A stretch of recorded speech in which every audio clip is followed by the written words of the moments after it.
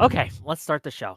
Welcome, welcome, welcome, one and all, to yet another episode of Wick TV, a cross-ideological space where we come together to talk about issues both political and cultural, from the silly to the serious. And tonight's topic is one of the more serious ones I've done. Recently, I have seen various reports come to light, various information that I had not been aware of regarding a scandal in Britain over grooming gangs. For those who aren't aware, there was a huge issue with grooming gangs of men, frankly, raping women, raping little girls in Britain. There have been accusations that this had been covered up.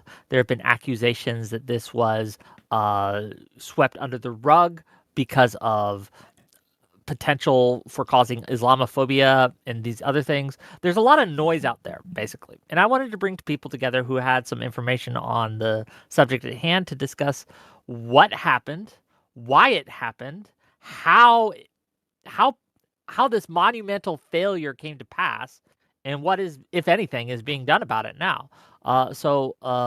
Yeah, we'll see how this goes. I don't profess to be an expert in this, but I hope we can have an interesting conversation and maybe educate everyone about this. We'll find out. LonerBox, what's going on in Britain? You're the British guy or the Scottish guy here, but you're from Britain, right? Yeah, apparently it's been covered up, but also this is the one subset of child sexual abuse where every perpetrator is guaranteed a newspaper headline, despite the fact that there are about 6,000 plus people who get convicted of grooming and abusing children sexually every year. The only time they're ever guaranteed a newspaper headline is if they're Muslim and in a gang. That's just like part of what we do in the UK. All seriousness, the crimes are real. They're disgusting. The victims were let down by police and by counselors. There's some truth to the fact that some of it was because people did not know how to approach ethnic issues in terms of like going after people who were Muslim. And it's a real shame that these issues and all the hard work of care workers and researchers and experts has to get basically shafted by a bunch of cowardly Sargon of blockhead racist cunts who just want to weaponize the suffering of victims for scoring political points. These people don't give a fuck about anyone who's actually getting abused unless they can cynically weaponize it for political clout. But you know. Okay. Well, we're going to get into that, right? I've heard a lot about this Tommy Robinson fellow, and I have some questions for you all. But yeah, we'll talk about it. Counterpoints. What are some of your thoughts here? What's going on in Britain? No, I think that this has been swept under the rug. I think that if this was an American story, it would have been front page and center news. I also think that simultaneously, this should be front page and center news. So if you have people who are coming in from a different country, and by the way, this is the story as far as I understand it, is that you have 25 different towns identified. You have between like a few hundred and a few thousand victims per town. The people are largely Pakistani British people who have been here for sometimes for one generation, sometimes for multiple generations. Some of these people are citizens, right?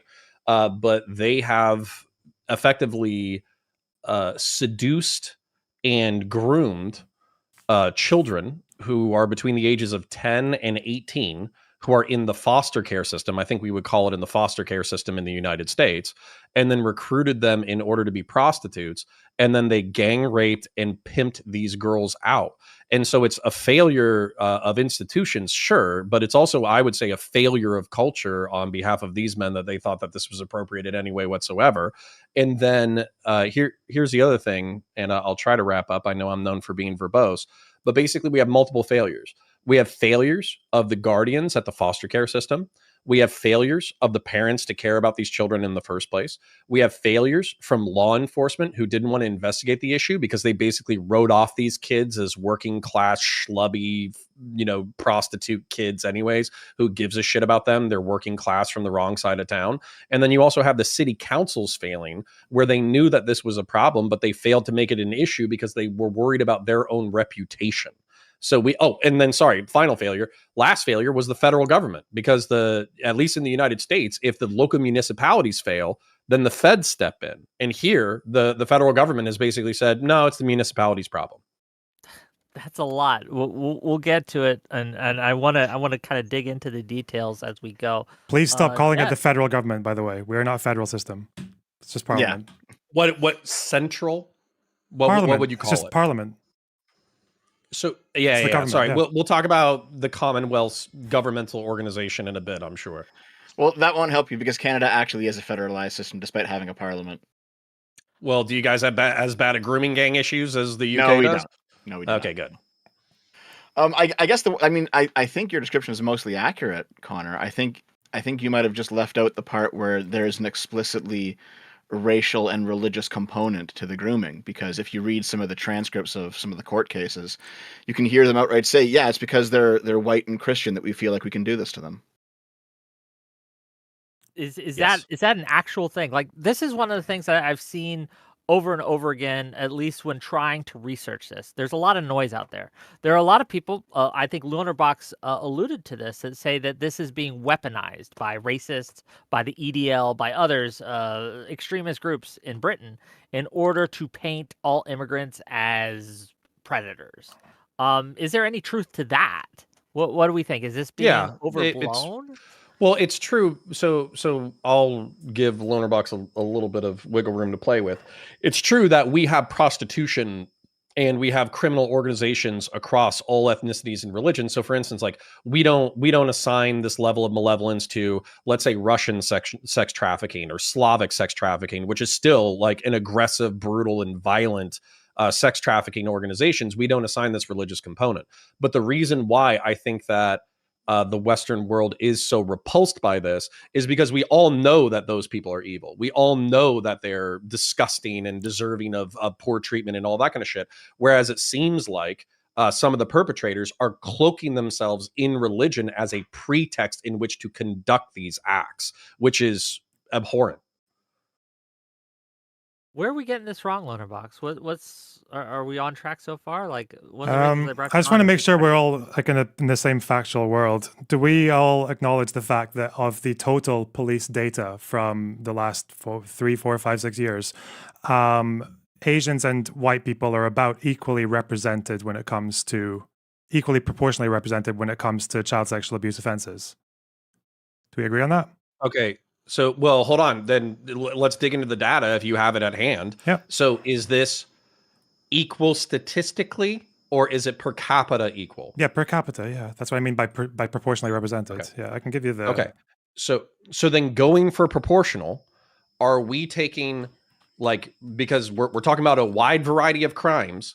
Are we talking about familial pedophilia being made equivalent to criminal sex trafficking organizations? Because to me, these are two different problems. We're talking about pedophile rings. We're talking about grooming gangs. We can talk about the difference between those groups if you want. We're talking about all child sexual abuse, the crime of child sexual abuse.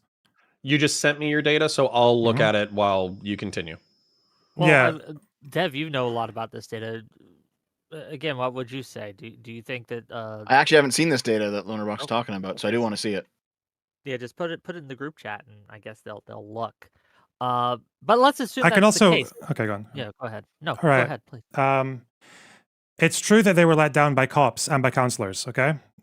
We know that one of the reasons was because of cops, mainly cops, claiming to be worried about racial insensitivity. Okay. For some reason, in the year of the late 90s, early 2000s, or mid 2000s, the cops of South Yorkshire claimed to be worried about political correctness at a time when Little Britain was doing fucking blackface on primetime TV. For some reason, that was like a thing. But I don't feel like anyone ever mentions any of the other issues, the more clearly defined ones, which was the culture of victim blaming, which has been a problem with British police, particularly South Yorkshire, since at least the 1960s, probably even before, maybe even the 50s. It's also the case that there was a complete lack of communication. The reverse problem of like the ethnic issue was a lack of communication between the police and the Pakistani community. The only people they spoke to were like imams, like religious leaders who were men who didn't really care. There were Pakistani women's groups who felt disenfranchised because the authorities, the counselors, just didn't meet with them. They just didn't care. They only went for the most obvious like male figureheads. There was also the issue of complete under-resourcing. These are working class communities. There's like ridiculous statutes of limitations when it comes to making these complaints for rapes that happened like a few years ago. There are issues with a lack of outreach. There's issues with a lack of middlemen, that there's not really any middleman for a child victim to go to between themselves and the police, right? Because obviously you don't want to go to the police if you're a fucking child, right? Just because because I'm looking at data and trying to listen to you at the same time.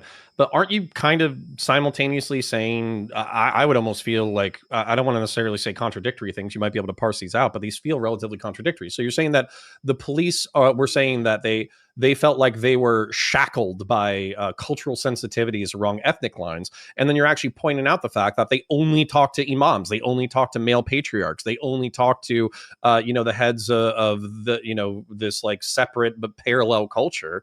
And I would say that is probably stemming from the fact that if you talk to a woman without the man's permission within like a conservative Muslim enclave, that's going to be viewed as an insult to the man. No, that's not why that happened. It happened because why they just not? Made the choice not to talk to them. Like the woman tried to reach out. So they saw a woman, a hijabi, or hold on. I'll press on that for sure. In the United Kingdom, you can talk to a Muslim woman if you want. Yeah. I have a question. I really want to know the answer because you mentioned, well, they made that choice. The question of the day is, why did they make the choice that they did not to? That's the question. Right? Probably. Okay, so I would argue it's probably for the similar reason that police officers and counselors, especially when it comes to child sexual abuse, have failed victims of all races for the last, for basically forever, right? Like, it's not like we are a country that had Jimmy Savile, but the prime minister would meet with these people, and people knew there were warnings about him, and they let it go because of reputational fear, because of fear of or just people who are disinterested or in victim blaming. Like, we have these problems with every child sexual abuse issue. We had this with the Catholic Church that lasted for 40 or 50 or 60 years. The fucking nursery that I went to as a kid was exposed for child sexual abuse less than 10 years ago. Yeah, right?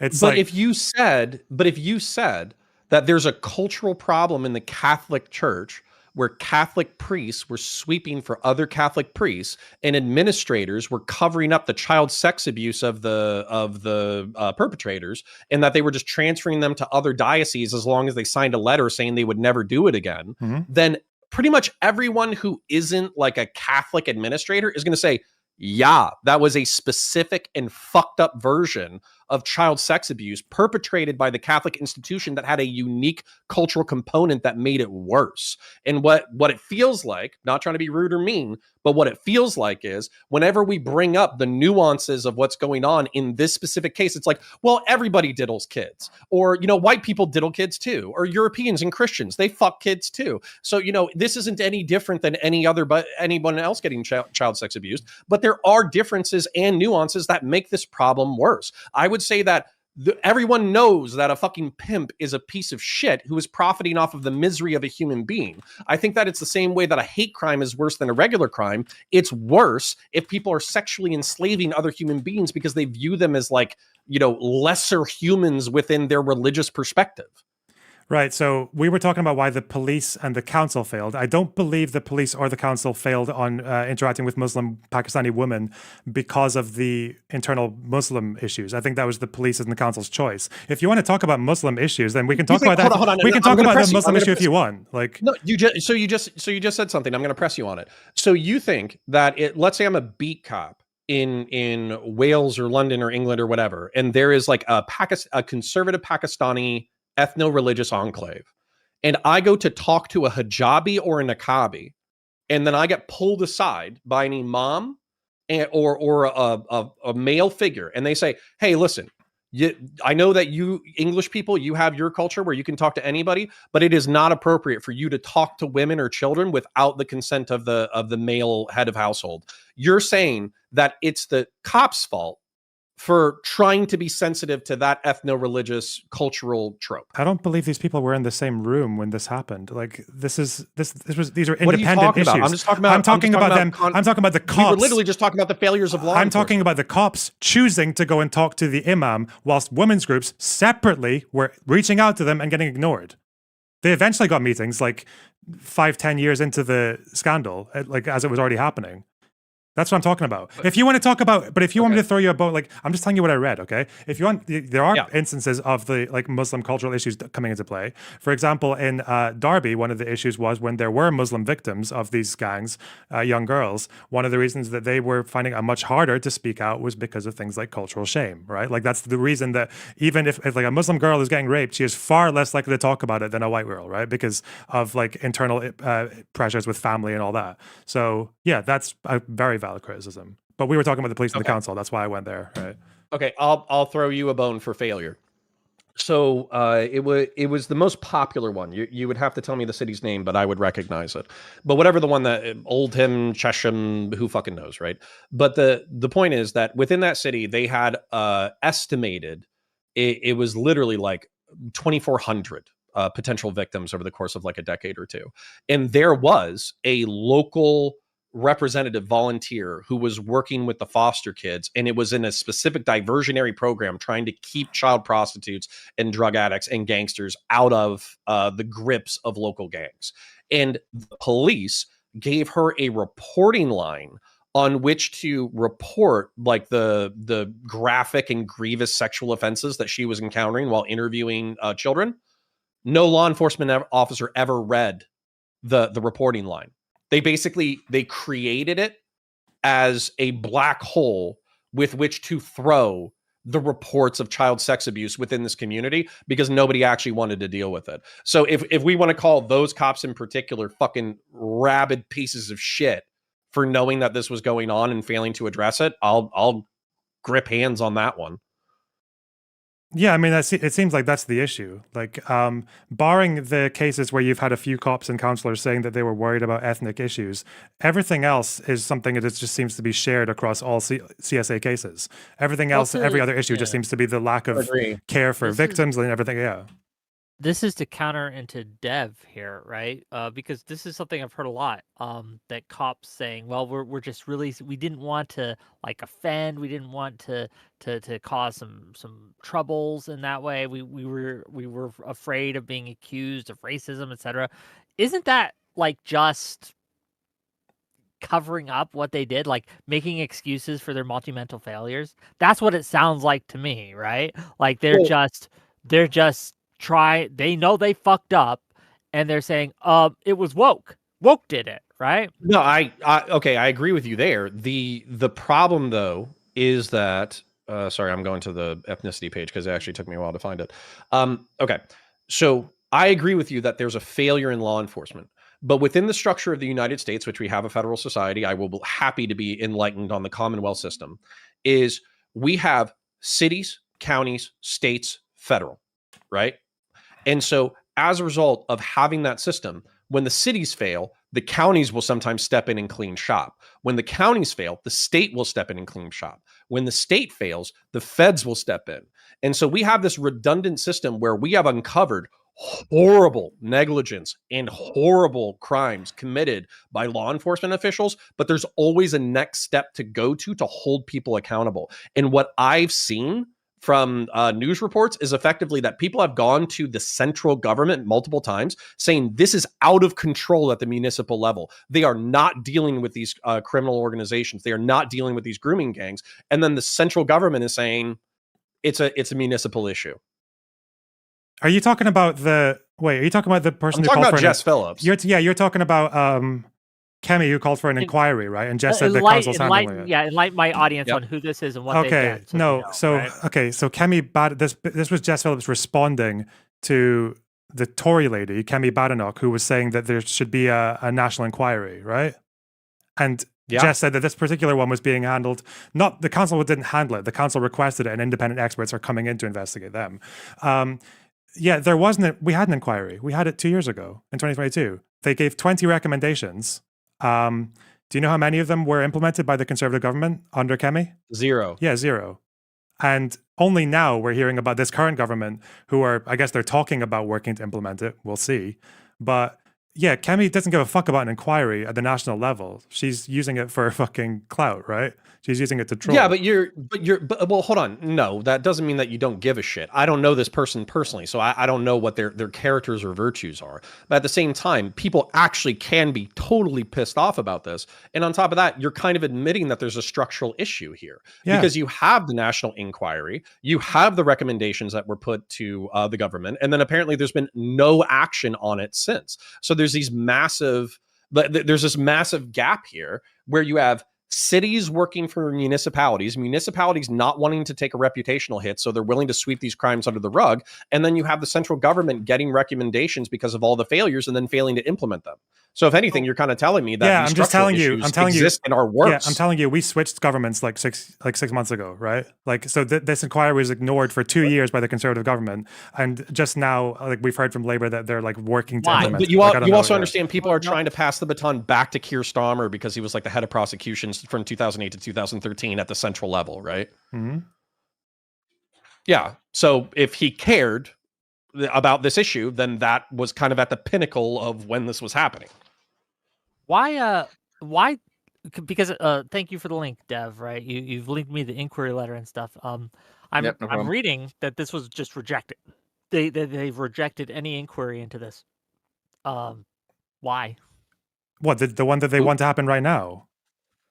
This was from January 2nd, 2025. So because we have their inquiries. The inquiry's there. The inquiry's 2 years old now. The 20 recommendations that haven't been implemented by the Conservative government. Like, Labour supports the inquiry from 2 years ago. We don't need more inquiries. We need action. Like, that's what they need. To implement the recommendations of the inquiry. To strengthen the councils, to give people training, to have better. I can go through the recommendations if you want. I don't suppose you guys have seen any of that going around on Twitter. No, I mean, I'm with you. If you want to enlighten the audience, go ahead. Yes, please. Okay, can we just pause to appreciate how interesting it is that for all the fucking yap about this shit, that I don't think any of these cunts, Sargon, whatever, could tell you one of these recommendations, let alone 20. Can we acknowledge that? Can we just sit in that for? Okay, thank you. So he's welcome to come on. All right. So I'm just saying. We did try to get him on. Yeah, we did try to get him on. Own right now. You can jump backstage. I'll pull you in, and you can. Yeah, I'm just saying. So one of the recommendations is like one of the quite bold ones actually is that they want to make it a crime if you are in a specific job that involves working with protected people like children. That it's actually a crime for you not to file a report if you see a risk or indications of child sexual abuse. They want to make that a new law. They want to appoint a new government minister for child sexual abuse. They want to, for past cases, they want to have like a, like a compensation mechanism in place so that people can be compensated for the times when they were let down by the system. They want to. Do you know one of the other problems when we talk about gathering data on grooming gangs? One of the reasons that the Home Office found that it's really difficult to get data on that specific crime is because everyone defines it differently. There's no set. It doesn't exist in criminal law. It doesn't exist in the courts. Like, it doesn't exist in police records. So one of the things as well is to actually have common definitions for each subset of child abuse that can be shared across the country to make collection of data easier, and also to strengthen all these institutions at the more local council level so that kids actually have somewhere to go if there's a problem, and so that workers who notice problems can go somewhere as well. There's like 20 of them in the 2022 inquiry. They're quite clear. There's like a shortened version of it and everything. Okay, so I have a question which might drag us back a little bit, but I do think it's important. Go ahead. You were saying that there was parity between the ethnic groups and the sexual abuse suffered by these groups, blah, blah, blah, blah. No, I'm talking about perpetrators, like convictions. Okay. So there are 6,000 something convictions every year, and racial groups are proportionally represented. Okay. I'll look for perpetrators then. Fair enough. I want to hear some of Dev's thoughts on this. I want to kind of get him in here. From what has been said in your research, you sent me and I appreciate this. You sent me a lot of video. You sent me a lot of different reports. You sent me a lot of links to the information on this. Are we missing anything? What are we missing here? Right? It doesn't seem like you're missing much. The issue is that when it comes to the UK, I tend to hang around in more right-wing circles. I don't know that many left-leaning people in the UK, with the exception of you, LonerBox. You're like the only one, basically. Whoa. So a lot of the news that I get, at least on social media, is from right-leaning figures. And I guess my question is, I'm wondering why this is all blowing up right now, because in the right-leaning sphere of the UK internet, people have been talking about this for like 10 years. Like, a lot of this is old news. I wonder why it's going viral right now. Do you really want you my know why answer to LonerBox? that? Like, you're not going to like my Yes. answer, but it's fucking true. No, go ahead. Yeah. It's because these people don't have a shitload of media access, and they don't give a fuck about child sexual abuse unless it's being done by Muslims. That's it. That's all it is. Well, okay, but like, why is it going viral now specifically? There was the inquiry, I think. So every now and then, for these old cases, like so Oldham, I think in Manchester, which is an older case, I think a recent report came out about that, right? And then also because Kemi Badenoch called for an inquiry, I guess, and Elon Musk has obviously been talking about it on Twitter and retweeting Tommy Robinson and shit. Okay, so, yeah. It's just whenever Elon talks about something, it just blows up right now. So I guess that's probably why. Yeah, because a lot of this is like is kind of old news. Like I've read a lot of these reports like 2 years ago. It's like, oh, I'm surprised we're talking about it now. Yeah, because what happens is professionals will write reports and they'll issue recommendations, and then no one knows what those recommendations are, and they just get mad and call for stopping immigration or whatever. Yeah, I think it's also maybe because Keir Starmer made a noise about the Conservatives. He blames them for the increase in immigration. I think our net migration was the highest it's ever been in the last year. It was like I want to read 900,000. So yeah, I want to read that quote to people because I think it's interesting, right? And I want to hear everyone's thoughts on this. Again, full disclosure, Dev did share this with me, so credit to him. Let me get it up real quick. Blip, blip, blip, blip. He says that. He said, in a speech from Downing Street, Sir Keir said, failure on this scale isn't just bad luck. It isn't a global trend or taking your eye off the ball. No, this is a different order of failure. This happened by design, not accident. Policies were formed deliberately to liberalize immigration. Brexit was used for that purpose, to turn Britain into a one-nation experiment in open borders. Now, I will say, every single right-leaning figure that I followed immediately jumped on this quote because it's the perfect red meat for them, Yeah, it's like Angela Merkel talking about how mass immigration was a failure. Yeah, Starmer's a bit of a troll, isn't he? Is that trolling? Is that trolling? Or? That's what I'm trying to figure out. I mean, right? he's obviously he's obviously trying to use right-wing rhetoric, right? Like he's obviously doing that on purpose to fuck with them or whatever. Yeah, like he's exploiting the fact that like net migration's been insanely high, I guess, since the post-COVID Brexit kind of environment. Yeah, he's just making a weapon out of it. I don't know what he plans to do because it's harder to get EU workers in. A lot of people left after Brexit. I don't know what he plans to do, but we'll see. Okay, so I've been a little bit distracted because I've been scrolling through your data set, so I wouldn't mind taking a look at it. But I think the clarity that I would be looking for, so there's something, I think it's the FBI UCR, somebody can correct me on the acronym, but it's effectively like a broad categorization of reporting from a lot of municipalities. And while it's not 100% accurate, you can identify broad trends, right? And they have like crime, they have crime by offender, they have, all the subcategories, they have battery, they have assault, they have robbery, they have rape, they have, molestation. They have all these different crimes like broken down by different categories of offense. Oh, just a quick question. Where did you post this data? I'm looking for it, LonerBox, in the group. I'll give it to you. Hang on. Oh, please, because I'm just saying, if you're looking for data on specific subsets of child sexual abuse, especially group abuse, you're gonna have a really hard time finding it. You'll find studies that have numbers. Happy to get into it. They'll all say, yeah, this is really limited. Most police centers didn't even get back to us. Data's fucking all incomplete, and there's like half the time they don't log in. Yeah. So if we look at the data set that you provided, then what I'm seeing is that the child sex offense, whatever, correlates with the populations pretty closely, and if anything, the white population is higher. Now, the question that kind of begs is like, is there an underreporting issue? Because you basically have like a 2 or 3% reduction in like conviction within the Black community and the Asian community in the UK, which is like odd because you would think that if it was proportional, it would be proportional, right? But anyways, underreporting aside, like we are talking, there are multiple kinds of offense that are under sex crimes that I think are worth calling out. And the reason why this is so visceral is because it's a specific form of crime. So If a family member sexually abuses another family member, obviously bad, put him under the jail, kill him, whatever, throw him in the wood chipper, et cetera, memes, right? However, if there is a organized ethno-religious group that is sexually enslaving another ethno-religious group because they view them as a lesser form of human being, not only does that offend our sense of propriety around sex, but it also offends our senses of propriety around ethno-religious relations. And not only does it offend our sensibilities around that, but these are people who are not, indigenous to Britain, unless you consider the past 100 years of immigration as them being local. And then as a result, it's like, okay, we bring you into our fucking country. We make you a part of our community. We make you a part of our social tapestry. And the way that you reward us is by sexually enslaving people in our community and viewing them as lesser human beings. That's why it's so repulsive. Right. I'm trying to think of there's like 3 ways I could ask this question. Is it worse when foreigners do it? Yeah. Okay. I don't know how to deal with that. Like, Why you're is aware it that like- you're aware that you bring an immigrant group into a country. Like, some of them are going to commit crimes. Uh-huh. Some of them are going to commit horrible crimes. Sure.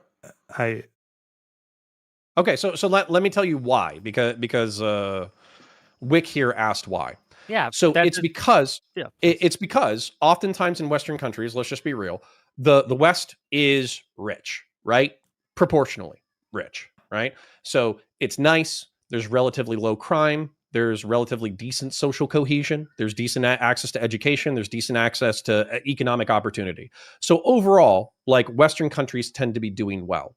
And when we look at the people that we allow in as immigrants, refugees, etc., oftentimes they are escaping much more dire circumstances. And there's no moral compulsion for the Western world to take these people in, but they do, because there is an economic benefit, right? There might be a social benefit, there might be an economic benefit, whatever. So these people are coming from dire circumstances, they're moving to a much improved position, and then they are choosing to spit in the eye of the society that is hosting them.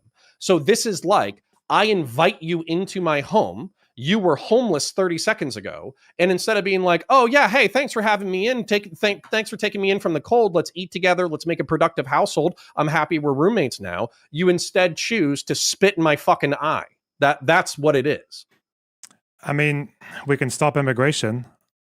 Or you what could, else? But that's probably Like, stupid. That's yeah. probably what Sargon of Akkad would say. Yeah, so here's another issue I have. My understanding, maybe I'm wrong, most of these offenders are second generation, right? Sure. Okay. Like, they're born here. They're our problem. You know, they grow up in our education system, in our communities. Well, I agree with you. Job We sector, right? especially citizens, we shouldn't deport. If anything, listen, I'm just going to be real here, okay? I'm not live, and I hope this is in terms of. Well, actually, you know what? I'll just stay away from that. I think am live. Please don't threaten my channel. So go ahead. So no, I would mandate very harsh public sentencing for these crimes, like to the point of like life imprisonment, capital punishment kind of shit. Like that's where I'm at. So the fact that you're like, oh well, locals do it or whatever, or you don't know how to deal with that, the fact that they're second generation. Well, I think you and I have been in this game long enough that we've probably both read the study that said that second generation immigrants oftentimes have like radicalization problems because they have an identity crisis that is worse than the first generation and the third generation. The first generation know what they're coming from, and so as a result, they might even have a preference for their new host society. The third generation is acclimated to their environment, but the second generation has an identity crisis where oftentimes they will cling to a society they never even knew because they feel like they have to in order to have a sense of identity. If I may, and this is a question mostly to LonerBox, but I'm curious what you guys would think too. And this is coming from an American who isn't very familiar with British politics, isn't very familiar with the British. I'm admitting that up front. So maybe this is a stupid thing to observe, and you can correct me if I'm wrong. It seems to me like you guys have a huge problem with assimilation, right? So you're getting the foreigners in, you're getting the immigrants in. Second, third generations, they aren't becoming part of your culture anymore. They're how are they not becoming part of the culture? by grooming it's people. not. Well, Or... they're making gangs of groomers. Well, Wick, Okay, I think, hold my on. friend. LonerBox, let me do this for you. Thank you. Wick, we just had Again, I'm not. an American citizen, Texas-born Houstonian do a jihadist ISIS-style truck attack in New Orleans. So I think America does integration very well, but I would point to that as let's just call it an integration issue. I get your meaning, and I would bite the bullet that America also has some issues, perhaps. But again, that's a lone individual is a substantive difference, and I think that what happened here. I don't think they're one for one. I would point the fingers at some Islamist and jihadist organizations and propaganda. That's where I would point the finger. I was going to probably argue that driving around in a car with a fucking spoiler and doing that thing that makes it pop every now and then, and enticing girls into your car with fucking alcohol whilst drinking alcohol yourself and smoking weed and shit. I don't really know if they brought that part from Pakistan, right? That's like a... Okay, yeah, but did they bring the part where they douse girls in fucking gasoline and threaten to fucking murder them with fire? Because I'm pretty sure I can go find some Pakistani news articles about honor killings and sexual slavery involving intimidation. Yeah, but my understanding is most of these crimes were like it was enticing them with like drugs and alcohol, right? Like finding people on the streets, you're in your car, you pick them up, and you like offer them fucking gifts and shit. Like I thought, wasn't that the gist of how they reel people in? And like, well, yeah, that's how they reel people in. But how do they retain them? They were retaining them through threats of violence and homicide. Okay, and this is like a culturally specific thing? Do like white pedophiles not do this as well? I have no fucking idea because I can't point to another pedophile organization that kidnapped dozens of foster care children, pimp them out to other people along ethno-religious lines, and then threaten them with homicide. Yeah, but why is that? I don't know of one. Yeah, but why is that the case? We have like thousands of these cases, people convicted every year. We've had like here's a question. Well, then it should be actually fairly easy for you to identify a white organization that does this. I've got like a pedophile gang here that raped a bunch of fucking babies and posted it online. Like, oh no! As a matter of fact, I'll make it more specific. Okay, an organization, like I would say the Russian mafia is probably the closest thing that I can come to, but a criminal organization that kidnaps teenagers, plies them with drugs and alcohol, uses the lover boy method in order to recruit people, and then threatens them with homicide if they leave the organization. Okay. I mean, like honestly, like the only thing that I can think of is Slavic Russian criminal organizations. That is the only organization that I can think of that is similar. We've got pedophile gangs in Glasgow that was pimping people out in a fucking drug den, 7 white dudes. Victims feared attackers could turn them into cats and dogs. Apparently they pretended to be fucking spellcasters or some shit. Okay, interesting. Wait, what? What is this, a commentary community video? I can send you the thing, hang on. I'm just saying, like, that's the reason you're not hearing about these particular crimes is that we have groups that do this quite a bit. It's just that you don't get headlines. You're not guaranteed a headline unless you're fucking Muslim. Like that's just okay. So LonerBox, the reason why I'm pushing back on you, okay, maybe I can is because give me until tomorrow. I'll find you a story of like what you just said. What they pimp them out. They pimp them out and they threaten to kill them if they try to threaten leave. them with homicide. Okay. And by the way, I'm sure so for instance, like I can give you examples. I can give you examples in the United States. I can give you examples in Europe. Okay. So I already know that Slavic and Russian criminal organizations will recruit Ukrainian prostitutes and then, well, not just Ukrainian, but Slavic prostitutes. And they will promise them like lucrative modeling contracts. They'll probably use the lover boy method as well. Mm-hmm. And then once they get country, they effectively sexually enslave them and then threaten them with homicide and steal their passports. So I know these criminal organizations exist. However, these criminal organizations, they do not have the backing of religion or cloaking of religion. They also don't have like an impenetrable community wall that people can't get through. Like these things aren't tolerated in other communities. So when it's said like, hey, there was a ethno-religious sensitivity here that allowed the crimes to get worse without being checked. That's a fucking problem. Again, we don't. Nobody, okay, wait, hang on. We don't. Cultural sensitivity. Russian traffic. Hold on. I want to give LonerBox a chance to speak, but I have one thing. Like LonerBox, you said that they won't get headlines if they're not Muslim. Yeah, but don't their cases get solved? And isn't one of the issues here is that the whole gang rape thing? How long did this happen? 20 years? Decades. 10 years? For some groups, It it was started like in the 12 1990s. years. Yeah, 14 years, 15 years. Yeah. But again, this is like the Catholic Church was 40 years before it was uncovered. Like, and that's like That was a 900 huge perpetrators. scandal that we The LonerBox, reported on. hold on. Jimmy No, Savile. This is a point. fucking- This is a point. Uh, This is a point. Anyone who is not a Catholic administrative apologist is going to say there were specific cultural, structural issues that made the pedophilia and the abuse worse. And I can't really get that from you. And by the way, like, I'm not saying like you have to do this for me to care. Like, I still respect your opinion and shit. However, whenever it comes to like Muslim grooming gangs, it's always like, well, everybody's a pedophile and everybody does sex abuse and everybody does this and everybody does that. That would be like the Catholic Church getting ringed in public, and then Catholics coming out and being like, well, you know, everybody diddles kids, so who cares? Yeah, like but that's kind of what these it would Muslims, be like. but these Muslims were not protected by the local mosque. They were protected by negligence from the white police officers.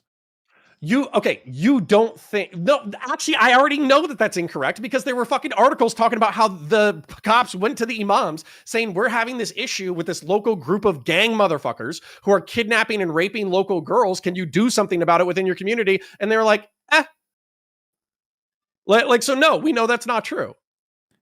All right, so if you're talking about like the problem with the Catholic Church, again, like I don't see why them doing it for religious reasons makes it like more specifically egregious than like what you described sounded a lot like Andrew Tate, like lover boy method, threatening people if they try to leave, doing it as a group. If anybody outside of the Catholic Church found out about priests abusing kids, then they would hang that person by their fucking testicles and geld them in public. That's what would happen to a Catholic priest if it was well known that they were molesting kids instead of covered up and swept for. What seems to be happening here, though, is that we are sweeping and covering by pretending that everybody is doing this, and not everybody is doing this. Everybody's doing... Wait. No, hold on. If I may, and I want to get Devin here too, but the substantive difference between when it happens on an individual level, when it happens on a systemic level, which seems to be the case here, is that there are cover-ups. There are people who run soft cover for it by saying, well, you know, it's happening, but it's no real different than anything else. Like one of the reasons that the Catholic thing was so bad was because it was enabled by a religion, an organization that allowed it to occur in perpetuity for decades, and that was horrific. And again, I'm bringing you on. Yeah, the Catholic priests should have been taking each other out behind the woodshed and beating the shit out of each other. Wait, sorry, I knew there was something wrong with what you were saying earlier. Are you talking about the J report where they said the imams were knowingly protecting the perpetrators? No. It was one of the articles that I read today while I was preparing for this debate, and they basically said that the cops went to the imams saying like, hey, we're having this local issue, and the imams were like, Is this because they knew and chose to lie about it, or where's that? I can't see that. That's on the J report. About it, they were indifferent to it. I can't see that. I'm looking at the J report now for mention of imams. I can see good work was done by officers in developing a protocol on child protection issues in mosques in 2008. Each mosque was appointed a designated person responsible for child protection, and training was provided for imams and others. They were disappointed that it took too long for the council to do it, but the Archbishop fucking knew about the abuse in the Catholic Church. I don't think this is a one-to-one equivalent, right? Fuck them. It's terrible. And right? fuck them all to death. And honestly, like, that fucking, Hassan Piker's fucking buddy who was posting that image of what he wanted to do to Zionists? That's what we should do to that Archbishop. Okay. And I'm saying that if there were imams protecting fucking like Muslims who drink alcohol and shit, that you can tell me like they were probably indifferent. Okay. They're probably like, oh, they're not a part of my community. Okay, that's why I think that's why it's disanalogous to the church, because the church protected them, right? The church went out of their way to defend these people. Okay, but I'm not charging the mosques with sponsoring these grooming gangs. Okay. I'm charging the gangs with cloaking their motivations in ethno-religious bigotry. Hold on. Is it not true? Is it not true? And this might be not true. This might be incorrect. Again, one of the reasons I invited you on LonerBox, you know a lot more than me.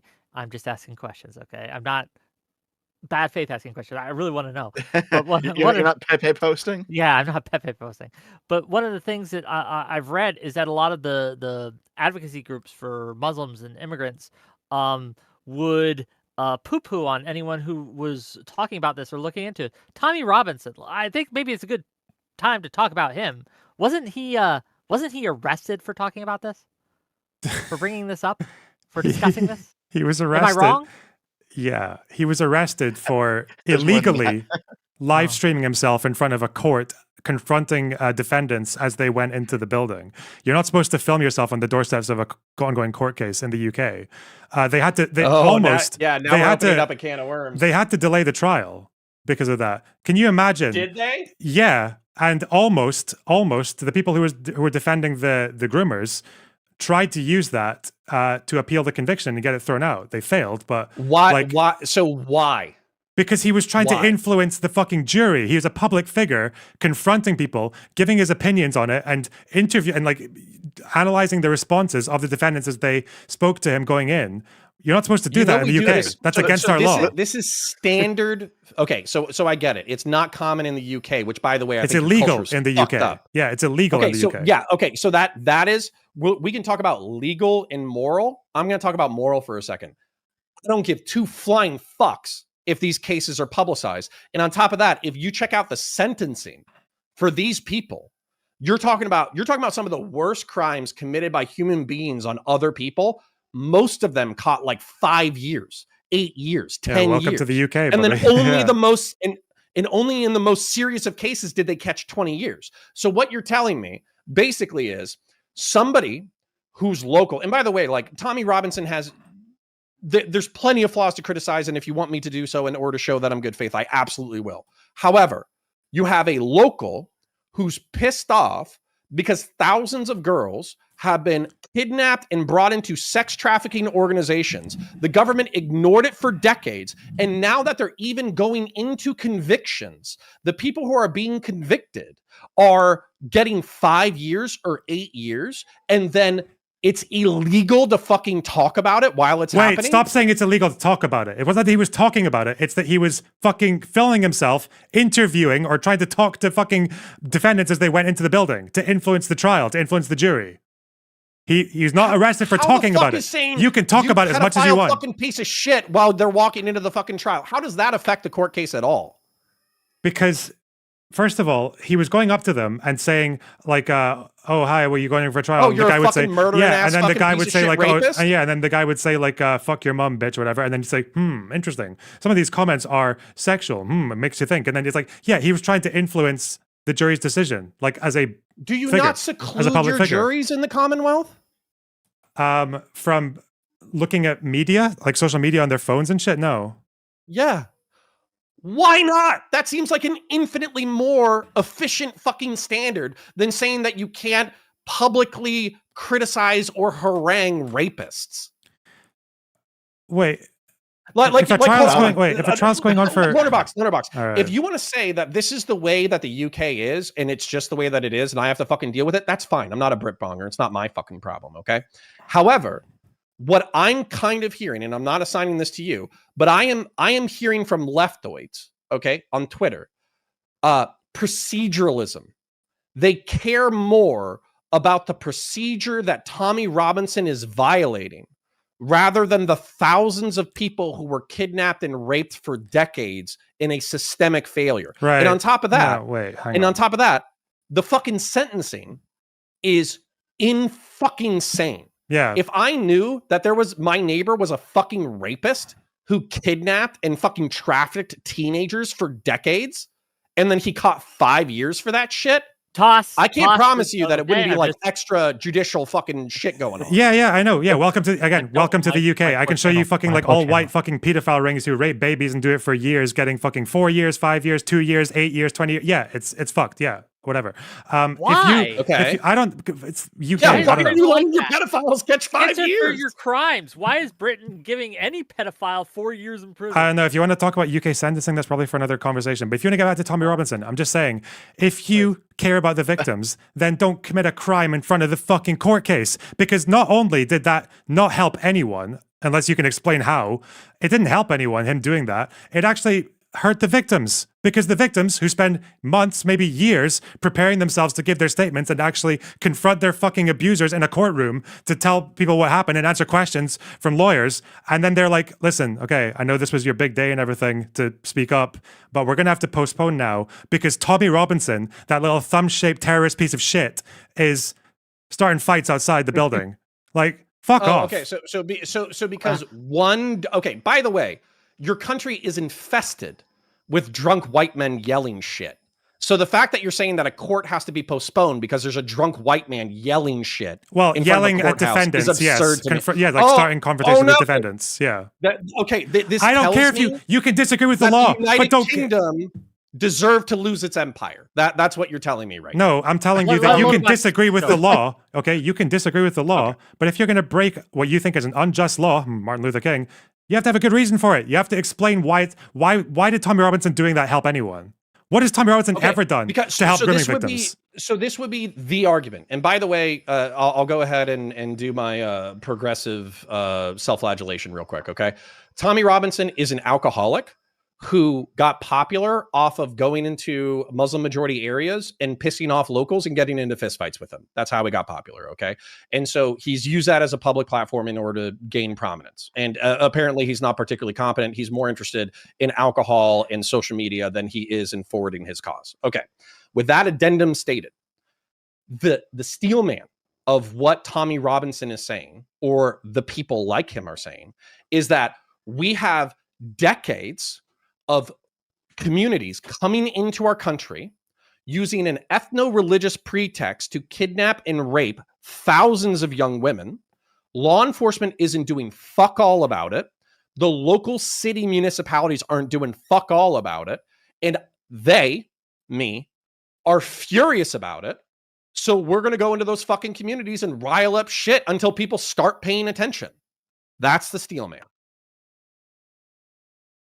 Okay, and by the way, I'm just gonna. Grooming gangs 10 fucking years ago. You gotta let Loner. You gotta get Loner respond. Yeah, I know. And thanks to the bravery of the victims and the professionals and all the people who are not Tommy Robinson. Yes, people got brought to justice. Yeah, but no thanks to Tommy Robinson. You didn't have a fucking central government inquiry until 2022. We had inquiries. We had local inquiries on these things for decades as well. Did those result in anything? Hold on, stop. Under the conservative government?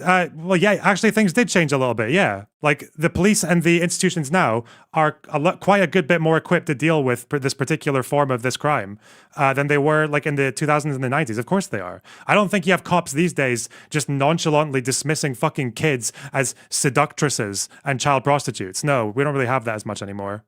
We have made progress. No thanks to Tommy Robinson, by the way. Unless you can, I'll ask you again. Yeah. How did Tommy Robinson going in front of that court building help anyone? Yeah, I want to give it to Dev for a minute. Go ahead, Dev. Wick, I'm not sure why you brought up Tommy Robinson. That's a crazy can of worms for this conversation. He is basically just the UK's Alex Jones, frankly. But the reason I brought it up is because, online, and I know it's online, gang. It's the social medias. I see a lot of people blaming Tommy Robinson, that Tommy Robinson made it impossible to really take seriously these accusations or to investigate. And I think that's a weird thing to claim about Tommy Robinson, whoever he is, simply because like you didn't report on this, you didn't look into this because you didn't like the guy who was telling you about the child rapes. That's. I mean, I've heard a few. To be clear, say sorry. That too. To be clear, Tommy never told anyone about any child rapes, right? Like he just picked up on stories that were brought forward by other people with more courage and integrity than he ever has. Like that's what happened. Wait, so he just jumps on the fucking bandwagon after it's happened. So hold on. So by this logic, I'm going to be a dick. So by this logic, ContraPoints, Vosh, yourself, every lefty creator, you've never really done anything by bringing awareness to leftism, socialism, or communism. You're just assholes who are just pointing to an idea that is greater than yourself. Oh no, you can bring awareness. The problem with Tom Robinson is he damages. He doesn't. It's not just bringing awareness. He damages, right? Do you know why? By the way, do you know why like about this, local councils in Rochdale and Rotherham were, even once convictions were taking place and trials were going on and everything else, do you know why these councils were reluctant to let this story get into the press? Why? because they knew that the EDL were going to turn up and riot, and they did. Like in these really poor communities, do you they know, came and do you know fucking LonerBox? someone Hold got on, murdered if you and have shit. a Like, grooming gang going around raping a bunch of kids and no one is stopping it, shouldn't you riot? Shouldn't you have a fucking riot? someone was murdered, so probably not. No, I think once that story came out, it was already going. It was getting fucking going through the proceedings. So no, I don't think you should punish random the fucking proceedings people. where the fucking pedophiles get 5 years. Yeah, for I don't think dousing you should. girls Yeah, in so, gasoline. I don't think you should punish people in a fucking community, most of whom were actually victims of the situation. If in a town that you're not from, no, I don't think the EDL should do that. No, how did that help? No, I don't think the EDL should terrorize the local citizenry. I think That's the what they EDL did, should be right? protesting the fucking government that is giving pedophiles who douse teenagers in gasoline and threaten to set them on fire and threaten to murder their fucking mothers and their sisters in order to rape them to fucking death in order to keep them in a drug and sex trafficking organization. I think that they absolutely should. As a matter of fact, I have no fucking idea how any English person doesn't wake up completely fucking incensed. Like, how are you not incensed that pedophiles are catching 5 fucking years for threatening to murder, rape, and kill people? Hang on, I'm gonna Google something really quick. Okay, Please do. Sure. But Yeah, I'll hop in real quick. please. Yeah, because it's true that Tommy Robinson, he overblows stories, he lies a whole bunch, he brings on riots, but at the same time, I've definitely seen more left-leaning people in the UK just straight up say, well, since Tommy has talked about this story, we shouldn't talk about it, which I think is kind of ridiculous. Like, yeah, fuck those the guys. story can still be true, even if someone bad talks about it, you know? Yeah. And I want to clarify something while you look it up on Google. Like, I'm not saying, because I don't know the situation, but if it is true that there is actively a group of people who are holding hostage a group of young girls and the cops are refusing to do anything about it, I think in that case, to rescue the girls who, again, are currently being held hostage, I think it's acceptable morally for someone to go in and try to help. Well, okay, so we need to clarify a little bit, okay? So to demystify this a little bit. These girls weren't held hostage, at least to my knowledge.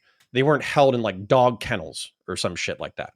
However, they were kept in apartment complexes and fucking shitty houses and all that kind of stuff.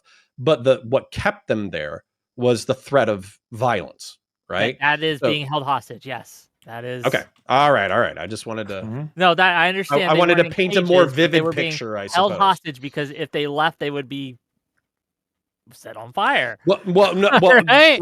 Okay. So just to paint a picture of how bad this was. Okay. So it was reported multiple times that a tactic, because obviously the UK doesn't have guns, so you have to come up with creative ways in order to threaten people, and also knives and threatening knives. You know, the public's a little sensitive to that or whatever. Well, guess what? Kind of you can wash off in the fucking shower, right? Petrol. So the lover boys, after they got done with their honeymoon phase, they would basically say, you can't go back to your family. You can't report this to the cops. You can't report this to the community. And if you do, I'm going to fucking murder you. And instead of threatening them with a knife or a gun, you know, like an American, they fucking doused them in gasoline and said that we will set you on fucking fire. Also, if these girls who were in foster care, so they're already coming from shitty families, they would say, oh, you got a little sister? Oh, you got a mom? If you run away, then I'm going to find your fucking mom or your little sister and I'm going to rape and murder them. And that's how they kept these girls under control. Terrific. Loner, have you Googled what you need to Google? Whatever. I was just gonna ask why in the UK 1 in 5 kids are sexually abused. In the US, it's 1 in 4. So I don't know. Maybe just sticking people in for giving them fucking 400 years in an electric chair isn't always the best way to keep kids safe. But I don't know. Fuck. If you have a problem with the justice system, different question. I don't think 5 years is enough. But if you're going to talk about the EDL getting rampant and rioting and shit like that, usually these riots happen when the story's broken. Like once people have been arrested or even sentenced, like that's when the rioting happens. It happens afterwards. It's not like that. That's why it's not. There's never been a case where a grooming gang has been fucking exposed by right wing fucking like EDL groups. No, they've never exposed shit. Like they just ride on the fucking bandwagon once something's already been. Okay, I'm not surprised that the right wing is a bunch of fucking soccer hooligan alcoholics. But in any case, you know what? A lot of what you're saying, though, I agree with. with. Like recommendations have been given based on this for years and years and years. Some of them have been implemented, usually at more local council levels or by local police. There have been more recommendations made in the last 2 years. The Conservatives didn't do dick about it. I hope this new government does. It would be a real shame if they don't. I agree with all that. But I guess like there's like the broader question I guess people want to ask about like the specialty of immigrants doing it or whatever. Well, that is kind of important, though, I do think, because Go ahead. you asked a question like I think half an hour ago or something. You said you asked, "Is it worse when foreigners do it?" Or why does the religion make it worse, or things like that.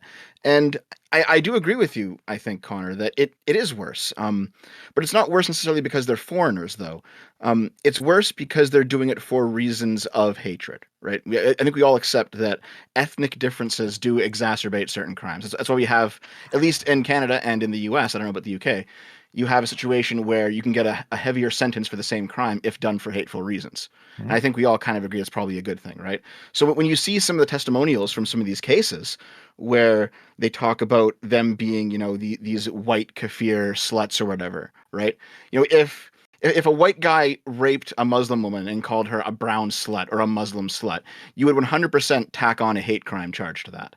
So why wouldn't it go the other way around? Why wouldn't it make it a more severe crime? Because when it comes to hate crimes, it's about whether or not hate was the motive. So when it comes to Muslim grooming gangs, again, or group sexual abuse, Why? When it comes to group dude, sexual I'm abuse, getting flashbanged by the BLM kidnapping. if you're talking about, okay, gotta let Loner finish. Right. Loner, go. I'm not. We can go into why. I'm just explaining what happens. Okay, like the way that it happens with Muslim grooming gangs, I think, is that, at least according to the data that I've seen, generally they separate group abusers into two categories. Type 1 is people who exclusively look for children because they're children, and that's usually like pedophile rings. And for the grooming gang associated stuff, is they are generally described as sexual opportunists. They're people who go after girls not because of a specific attraction to youth, but because they are more vulnerable, because they can find them in the streets and entice them with gifts and everything like that. So there's a difference between That's not what we were objecting to. Yeah, and then the second thing is like there's a difference between like if if you're raping someone because they're vulnerable and then you like add on the hate motive, that's like that might not describe your initial motive. You can disagree with that and say that they should deserve extra because they added on like the racial hatred, but that's like we have that with hate crime law as well. Like in a separate case with hate crime, like if someone's like if a black person starts a fight with you and you like fight them back and call them the N-word, or like you might get like an assault thing, whatever. But if you attack them just because they're black, then that would be the hate crime, right? Hold on, just real quick. Is it not true, and this could not be true, that they specifically targeted white women? Yes. Specifically targeted white women. So hold on. Let me break this down for the why. Sorry, yeah. Go ahead. Well, even if you want to call them young women, right? We're talking about like 10 to 18, right? So the reason why they were talking about the vulnerability, the reason why they were targeting these women specifically was because they were in America. I think we would call it the foster care system. Okay, and I asked this when I first heard the story. I was like, if I found out my daughter was running with a fucking grooming gang, I'm pretty sure I would slaughter every single member of the grooming gang. Why the fuck didn't that happen? My toss, brother. Okay. Why is that toss to fucking to go after a grooming gang? What the fuck? Does Twitch defend pedophile grooming gangs? You can't talk. Are they a protected class? All right. Anyways, are you pro Luigi now? Counterpoint. Well, in some circumstances, sure. So, anyways, the point is that. Okay, so we're talking about the vulnerability. That's the reason. That's one of the reasons why they were targeted. But we also know deductively that if they started trafficking Asian girls, because I almost guarantee you it was like a 95-5 ratio was reported of like white Christian girls to Asian girls. The reason why they weren't trafficking as many Asian girls is because obviously that would give them more objections from their community. Whereas if it was girls who were outside of their community, less objections. And the reason why is because they're extra religious. They're outside of the ethnos. They're outside of the ethno-religious shit. And this is reflected in their own fucking quotes. I think as you conceded earlier, it's also potentially, and this was shown in Derby in one case, that if there are Muslim victims, like Muslim girl victims, they are far less likely to ever get their stories out because of like the cultural shame and shit like that, right? Sure. So, Okay. as a matter of fact, if it's 95-5 white Christian So, girls, like, maybe yeah, it's 80-20 white to Asian because the you Asians keep aren't saying reporting it. Christian. It's very weird hearing that as a British person. But yeah, like if we're talking about Cultural Christian. yeah, like I'm sure there were. My understanding is that there were some cases where it was like specifically targeted because of some feeling of like ethnic superiority or whatever. But I think in most cases it was because they were vulnerable, because they were just less likely to find a fucking Muslim girl who's going to get in a car with you for fucking alcohol. So right? this is what I'm thinking at that. Why even defend this? Right? Dev, That's not defending. It's just we're just describing. Okay, fuck you. I tried to Right. get Dev the mic. Dev. Yeah. I know. Oh god, that triggered me so hard. Dev needs to. So, Loner, I assume that in those cases where they explicitly point out an ethnic or religious superiority motive, you would call that a hate crime? Yeah. Just to clarify? Yeah. Okay, good. Yeah. Yep, that's all I want to ask, yeah. Okay. Oh, are you not going anywhere with that, Dev? You're just going to... No, I was curious about how you felt about it, yeah. Oh, fair enough. Okay. Go ahead, Connor. So I would be, if this was my country and this was exposed, I would be furious. And I wouldn't be trying to delineate the nuances of the motives of the perpetrators. I would say, fuck these people, and let's throw the goddamn book at them, and let's figure out how to prevent this from happening ever again. I wouldn't be making these nuances of like, oh, well, everybody does it. I wouldn't be talking about any of that shit. I would basically like, it would be the same shit with the Catholic Church. Yeah, fuck them. There's institutional issues here that allowed abuse to continue long after it should have been reported. And as a result, we need to rip this shit apart and we need to go after the perpetrators. And if the system is broken to the point that we have these men who are committing these heinous crimes and they are out 5 years later, I don't know how that doesn't skeeve you out. Like, I don't know how that doesn't make your skin crawl. Okay, do you know how some people express outrage in different ways? Like, do you think if you're just upset at me for not shouting as loudly as you about the issue, like whatever. The only reason I mentioned the whole like what everybody does it, whatever, that's not to dismiss the cases that are done by Muslims. That's because people act as if it is an exclusively Muslim problem when it's not, or even like a largely overrepresented Muslim problem, which it doesn't seem to be according to the data. That's why I'm saying. And because the problem is there are real life consequences. There are real life consequences to that. The problem with like focusing on it and laser focusing on the Muslims who do it results in harm to Muslim communities. That's where the riots, they target Muslims. That's why a guy was fucking murdered. An innocent old fucking gardener was murdered on his doorstep by two guys who called him a groomer. Okay, so let's imagine that it's 20 years ago, okay? 20 or 30 years ago, and the Catholic priest story is developing. And we are hearing that the archdiocese and the archbishop and the priests have effectively been taking pedophile grooming priests who have molested thousands of children for decades. And instead of being like, wow, fuck those guys, fuck the Catholic Church, we need to investigate this as aggressively as possible. Anybody involved needs to be catching decades, plural, long sentences. And the particularly aggressive people need to face capital punishment. Okay, that would be, to me, a sane response. Imagine if instead I was a diehard Roman Catholic, which I'm not saying you're like diehard Muslim or whatever, but let's say I was a diehard Roman Catholic, and instead, when the story was breaking, I said, well, everybody molests. And if you look at the statistics, the Catholic priests molest as much as teachers. So really, this is kind of like a big situation that's kind of complex. And if anything, it's really the government and the police officers' fault. Okay. Wouldn't you kind of think that came across as sweeping for the perpetrators? Yeah, and that interaction that you just invented right now, then yeah, that would be a disproportionate, that would be a bad response. But I'm not responding to people who are saying, whoa, fuck those guys, they should get longer sentences. We should get like inquiries and respond to recommendations and strengthen institutions and like address issues that stop these issues from coming again, right? That's not what we're dealing with, right? So the reason I'm responding to the whole, I'm not even saying everybody does this in that dismissive way. I'm just saying that that's because in the UK, we have had over a decade of people saying that like 90 or 80% of fucking sexual abuse is done by Muslims in the UK, which is false. That's why I'm dealing with that. That's why, and it's just as well I brought it up, because I know for a fact you two were surprised by that data that I gave you from police data, from all the police data, from all the convictions. You guys were surprised to find out the ethnic groups in the UK, white, Asian, black, were about proportionally represented. I I don't wrong? know if I was surprised. I would say that Okay. the data set that I was looking for didn't have the information I was looking for. Well, So I hadn't heard it before. I That's think true, you were yes. slightly surprised. I think probably before coming into this, No, did you have an impression that Muslims did this like massively No, disproportionately? well, okay. So the thing that I would say to address Well, that, I'll I just guess, say it directly. Mhm. Yeah. I thought Muslims were gonna be like equivalent to a 1350 situation. You know. Okay. And I would say I will be surprised if you find me contradictory information to organized sex abuse, prostitution, trafficking rings that are equivalent. Like Jimmy Okay. Savile and his I'll guys? be surprised. Like Jimmy Savile and his dudes? Did Jimmy Savo have a fucking organized pedophilia crime ring that was covered up by the government? Yes, Thatcher fucking was warned about him and she didn't do anything. Like, yeah. No, hold on. He had a hold on. fucking TV So show you're saying, and he got kids onto the no, show no. and enticed Okay. them with rewards and shit.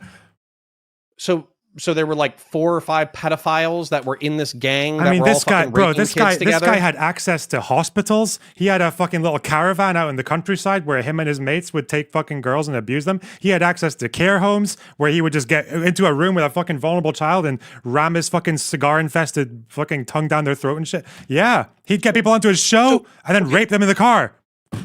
So not great. We didn't okay? find out till he died. Why Why are you not are fucking you incensed? Oh, not great, you know. That's bad. Yes. Why are you not fucking incensed? Why are you not that's calling for his exactly head where on I a was gonna spike? go. What? That's exactly where I was going to go. Okay. You have a government, the highest echelons of government, who swept for a fucking pedophile for decades and gave him access to hundreds, if not thousands of children. You're not fucking furious at your own goddamn government. You now have effectively ethno-religious sex recruiting gangs that are being released back into your communities 5 years later. And you're not fucking furious? Like, I understand you have autism, but like, fuck. Like, get pissed off. What the fuck? I'm going to take this moment to read some of these super chats. People have paid me money. I appreciate the donations and things like that. We'll get through it and then we'll continue the discussion. But That's a systemic failure. take some time. What, gang. my autism? Dude, that means that the UK government is equivalent, in my opinion, to the Catholic Church at this point. Okay, we're gonna. Okay, know, we've switched government. Okay, just to be clear, right? Like, I know that this happened under New Labour, this happened under the Conservatives. Neither of them did fucking dick. This government has at very least acknowledged the recommendations that they even fucking exist, and that they've signaled that they want to implement them. Hopefully, they do. Who knows? Okay. No, I $2. cannot believe that Sargon skipped out on this. He's streaming video games on his gaming channel rather than being Damn. Pussy. gold. He could absolutely come Fucking in pussy. and break this whole thing open. $2 from Fates. Getting Cybertruck BMB before trucker video. Tier 2 membership by Honkler. For once, we have a panel that isn't immediately devolving to debate bro tactics. This was said in the beginning of the show. For once, we have a panel that isn't immediately devolving to debate bro tactics, and I'm here for it. I would love to see more like this going forward. $10. Thank you from Honkler for the same thing. Zephyr Hash, Derby is a place in England, spelt Derby. Thank you. Fancy Teeth for $5. Connor, if all the Muslims that immigrated to Britain were atheists, would that eliminate grooming gangs in that community/ethnic demographic? Can I answer that? Go ahead. So if you came up with like some kind of there's examples of like communist sex abuse and institutions that were formed very poorly in like Eastern Europe. So no, of course it doesn't eliminate pedophilia. But what we've talked about, what SFO and I have talked about, is that there is an ethno-religious bigotry that is a component of the sex trafficking. They view the girls, specifically the white cultural Christian foster girls, as exploitable because they're not members of their community. They are a lower social, religious, ethnic caste. Therefore, they do not deserve the human considerations that you would extend to a member of the religious in-group. Okay. A 5-month membership from Mantis. Thanks for the gifted membership and content, Wick. You're welcome. $2 from Silver Camaro. Dev loves nothing more than pooping in his diaper. Okay. $10 from Aaron Gray. Thanks for that. You're welcome. An ideology can be incompatible with a local culture, and a non-citizen immigrant committing violence has taken the privilege of being allowed into a better opportunity for granted, assimilate, or leave. $5 from Niz. I had to refresh the page when Wick said he wasn't a PDF too based for YouTube. $5 for Fancy Teeth. I'm glad I get to witness Wick's Anna Kasparian's heel turn moment, LMAO. It's always the sexual transgressions that break them. I'll pay for that, LOL. I don't know where my heel turn is, but whatever. $5 from Beerwater. The government swept for the grooming gangs like Connor swept for Vosh. $5 from Fancy Teeth. Loner, you have to stop listening to their words and listen to their emotions. They don't want the systems to improve. They want to feel better. $2 from Testicle Johnson, free top G, and $2 from Admiral Gibbs. Can fraud points define not great? Okay, thank you for the super chats. Let's get back to it. Like, I understand that the system has failed before. The system will fail again. But let's talk about immigration specifically. Does this incident warrant any change in the immigration policies that Britain has? And if so, what should those changes look like? Go ahead, Loner. I don't know what the fuck they're doing that's resulted in like net migration tripling compared to what it was pre-Brexit or pre-COVID. That's probably something that we're not going to handle very well, because it's like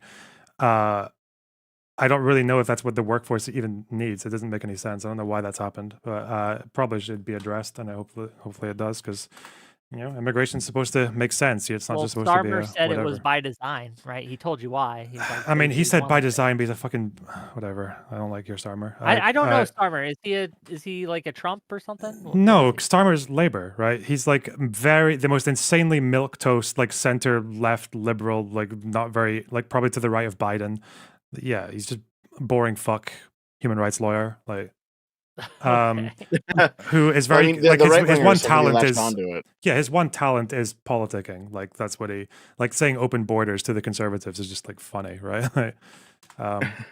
Yeah, because what I've seen is all the right wingers, not just in the UK, but pretty much everywhere, have latched onto it as basically him confirming that Klaus Schwab actually controls everything, and there's this massive open borders experiment being run in every single Western country. And it's like, okay, so like probably not true, but the fact that he's now said it has just kind of blown the brains of every single right winger I follow online. Like, I think it's. I have a feeling it's because of Brexit. Obviously, a lot of people left, and we can't get EU migrants in anymore.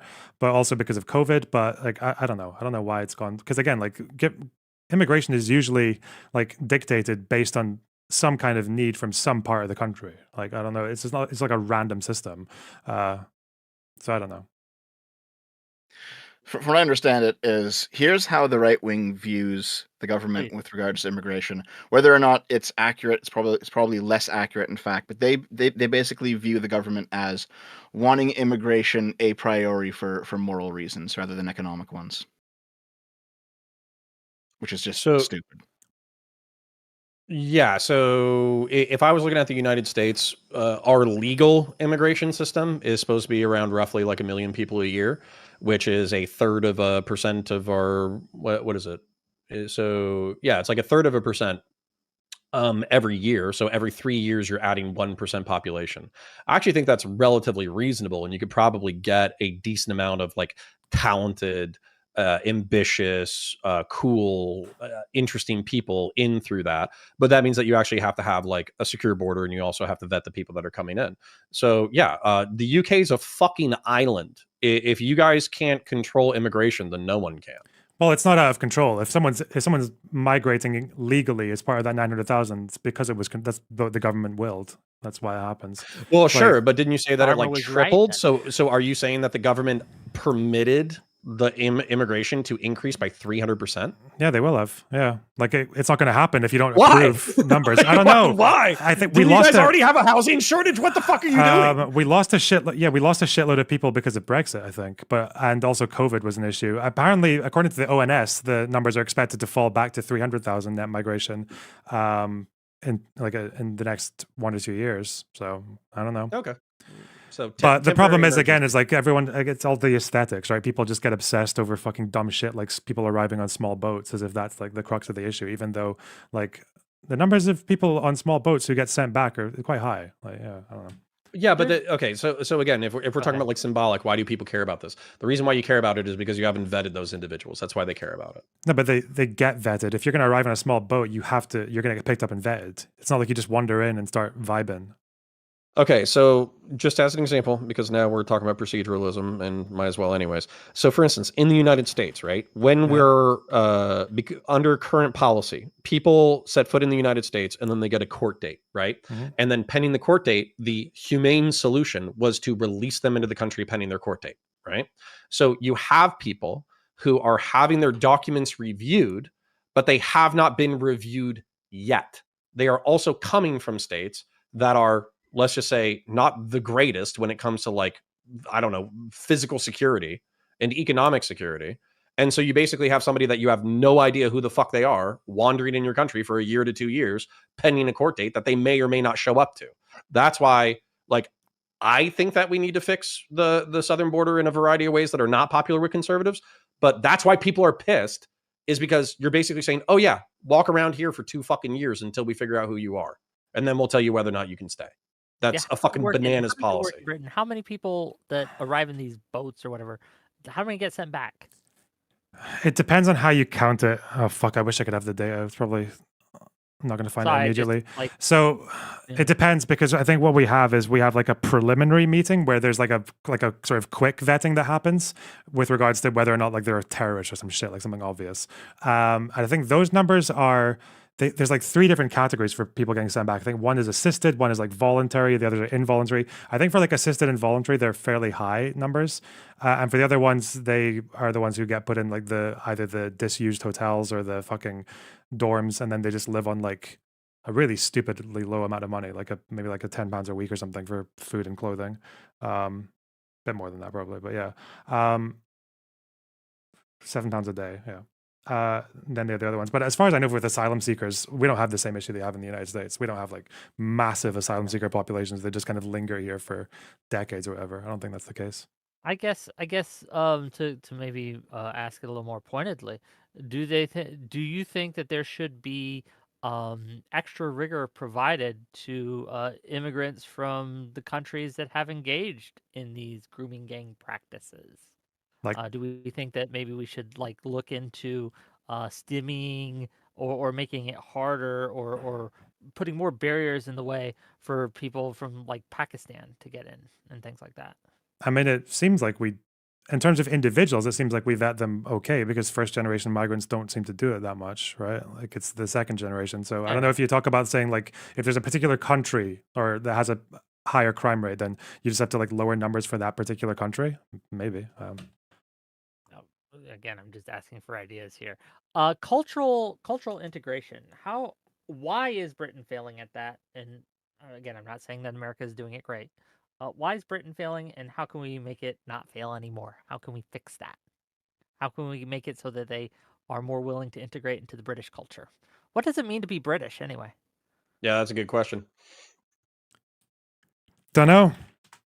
You guys? What do you mean to be? No, but isn't that a fucking problem? Don't you think? I don't know. We're like kind of like America. We're Western liberal, like fairly individualistic. Like obviously we like freedom and democracy and freedom of speech and apparently short jail sentences.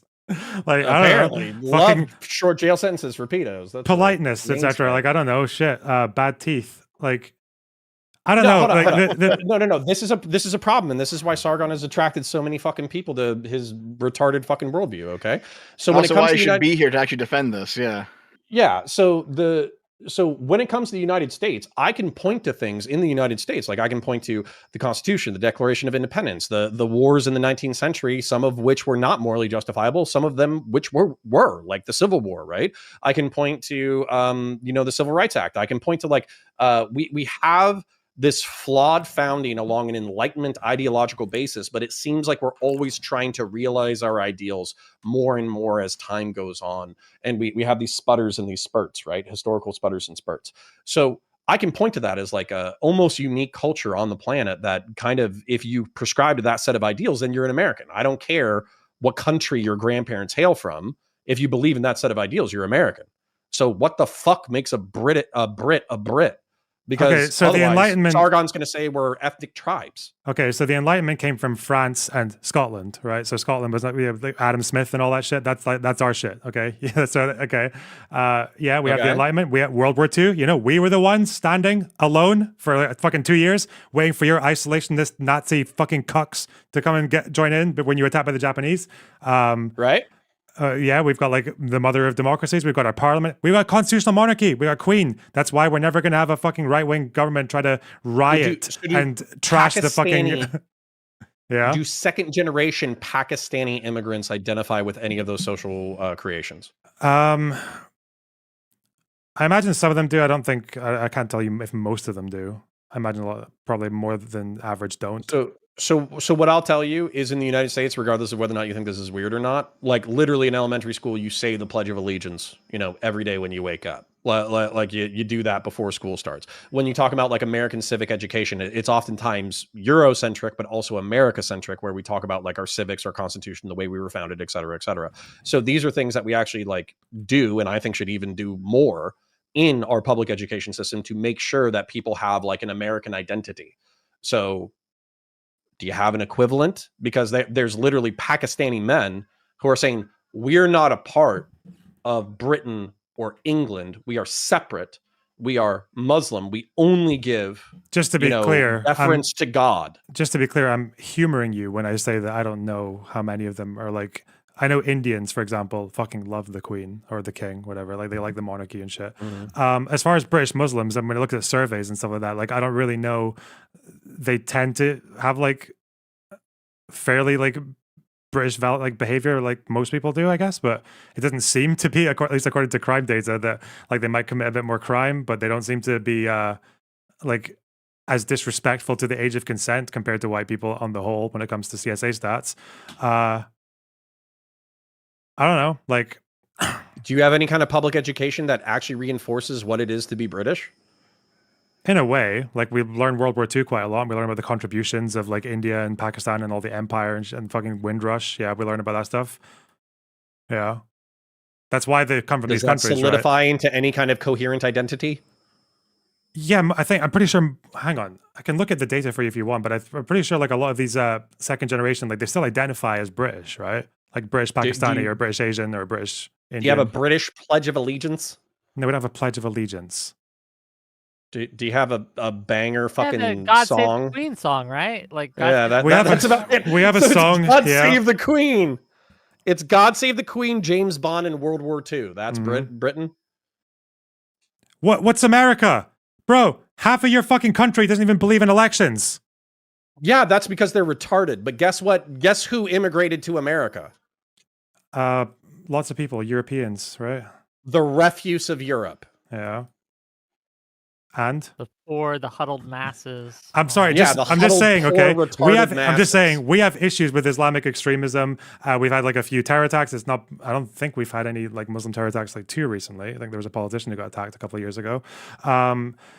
We've had the grooming gangs, even though they make up a tiny minority of British Muslims, like negligible statistically.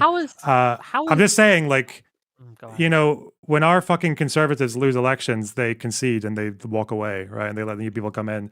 Like, it seems like like, the lack of loyalty to a fucking constitution is far more of an issue in the United States right now than it is in the UK. We can do that. We can do that a different night. But you know what? You know what's funny is the way and we can move right back into the topic. But the way that the right wing got Americans to betray the institutions of the United States was by appealing to the symbols of the United States, which I find deeply ironic. It's disturbing, and we could spill a lot of ink. Yeah, it's almost as if getting a bunch of fucking kids to dronishly do the Pledge of Allegiance didn't really help you that much, did it? Like, it helped us in some ways. But I will say this, right? Back to the topic at hand, right? Like, there is a fear from a lot of British people, and frankly, I'm scared for you guys that this isn't really going to get resolved, right? You brought up the 20 points or the 20 things that the report said that they need to change and things like that, but it doesn't seem like any of it's getting done. So what what needs to happen, right? We make you king for a day, LonerBox. It seems like this government is What are you actually, at least if according to their spokesperson it's true, it seems like this government has already started work on implementing these recommendations. I don't know how long it'll take. Usually implementing this kind of stuff takes like at least a couple of years. It's more than we've seen from the last government, so that's a good hope, right? Maybe. I don't know.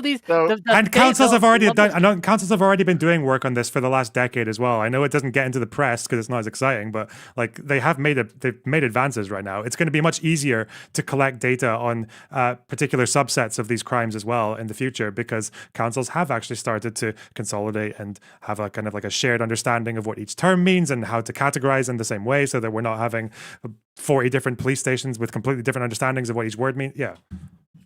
We're going to have so much better data on these grooming and rape gangs, and we're going to get them all 3 to 5 year sentences. I'm just saying, your kids are more likely to be abused than our ones, bub. Fuck. Dev, we're more likely to prosecute on that, yes. But anyway, go ahead. I decided to go look up just because, I mean, Sargon really should have been here because he's the true right winger in this conversation, and he didn't want to be here. But I did at least gather up his arguments. These aren't my arguments, but I just wanted to see what he had to say on this topic. I mean, he just wants them all deported, right? Yeah. He just wants to basically take. But if they're citizens, how do you deport? I assume just send them back to the country of that their parents came from, or something like. Or if they have dual citizenship, just strip them of the British one and then send them out. You know, that's kind of his view of it. And you do it by being a disloyal fuck. That's what you do. By being the example un-British. That he cites, the example that he cites is that when you had the British pulling out of India, there were white people who were born in India, but everyone understood that, well, they're not actually Indian just because they were born there, right? They had 2 white parents that had come from the UK, and they had to go with their parents. It was that sort of thing, right? And his argument is, why can't we simply just do that? They can go back with their families because they all have to go. That's kind of his position on it. So what's the line? All Pakistanis? Yes, he wants to deport all the Browns. Yes. I wish he was fucking here because that's like the most retarded shit I've ever heard in my life. Is he angling for complete political irrelevance? Is that what he's going for? I don't think all, but a lot of, for sure. No, but what's the line? What's the principle? And I know I'm asking you because he's not here, but at the same time, like, so for instance, when it comes to Nick Fuentes, for instance, at least his publicly stated position, he says like race isn't everything, but it's not nothing. And so when he says that, my understanding is that he's not actually seeking to deport the United States citizens because that's not like a pragmatic political position, but he does want Christian nationalists to be in charge of the government, and he doesn't care about republicanism. That's how I understand his perspective, right? Whereas what you're kind of telling me is that Sargon actually thinks that it's a legitimate policy proposal to deport all Pakistanis? Not all, but most, and it's because most of them aren't actually loyal to the UK, so they have to go. Okay. I would love to hear his policy prescription because I almost guarantee you this is like one of the least popular political solutions to Pakistani grooming gangs ever proposed. I mean, yeah, probably, but the more sophisticated version of just real quick, what would Sargon's answer? And I wish I could have asked him myself. When I asked, what does it mean to be British? What would Sargon say? Yeah, so he would say that Great Britain is a union of, I think, used to be 4 kingdoms, now 3 because Ireland left. But Northern Ireland's still around though, but it's not quite a kingdom. But you have 3 indigenous ethnic groups: the English, the Scottish, and the Welsh. And that's what it means to be British, is to be a member of one of those 3 ethnic groups. And otherwise, you're a foreigner.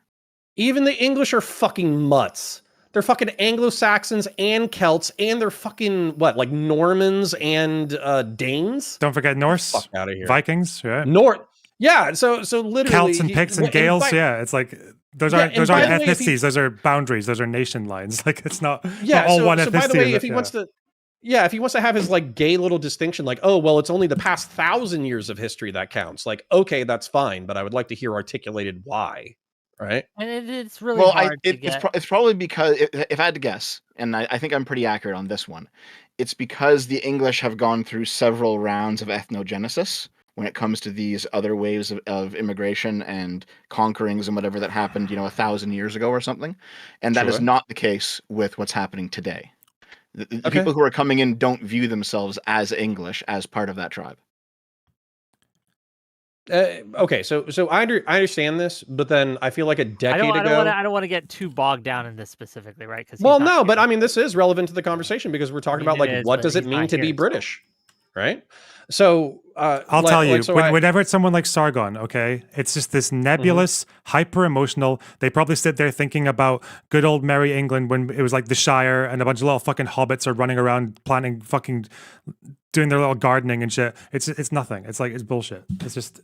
Okay, so yeah, so But I that guess does sound kind of like some of the things he said. Yes. Yeah. well, okay, so then He's the okay, fucking so we're retard talking who about- wants to go to a Lord of the Rings LARP fest and like doesn't do it. Okay.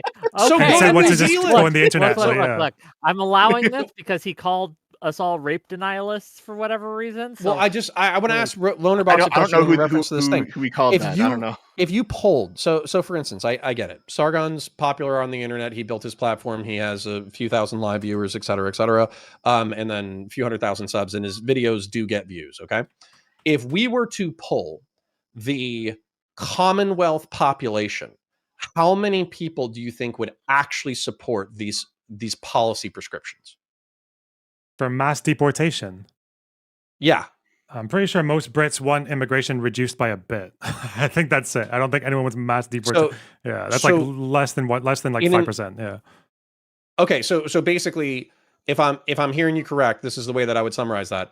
He's internet relevant, but he's basically politically irrelevant because his ideas are so far from what most mainstream Brits want. Yeah, I think he thinks, I don't even know what his positions on Reform UK are, but even Reform UK says that the healthcare system needs immigration. I think he really disagrees with that. I haven't spoken And to is- him, but I spoke to his little fucking Frodo Baggins. Who's the guy? Callum. Callum? Yeah, Callum, I spoke to yeah. him.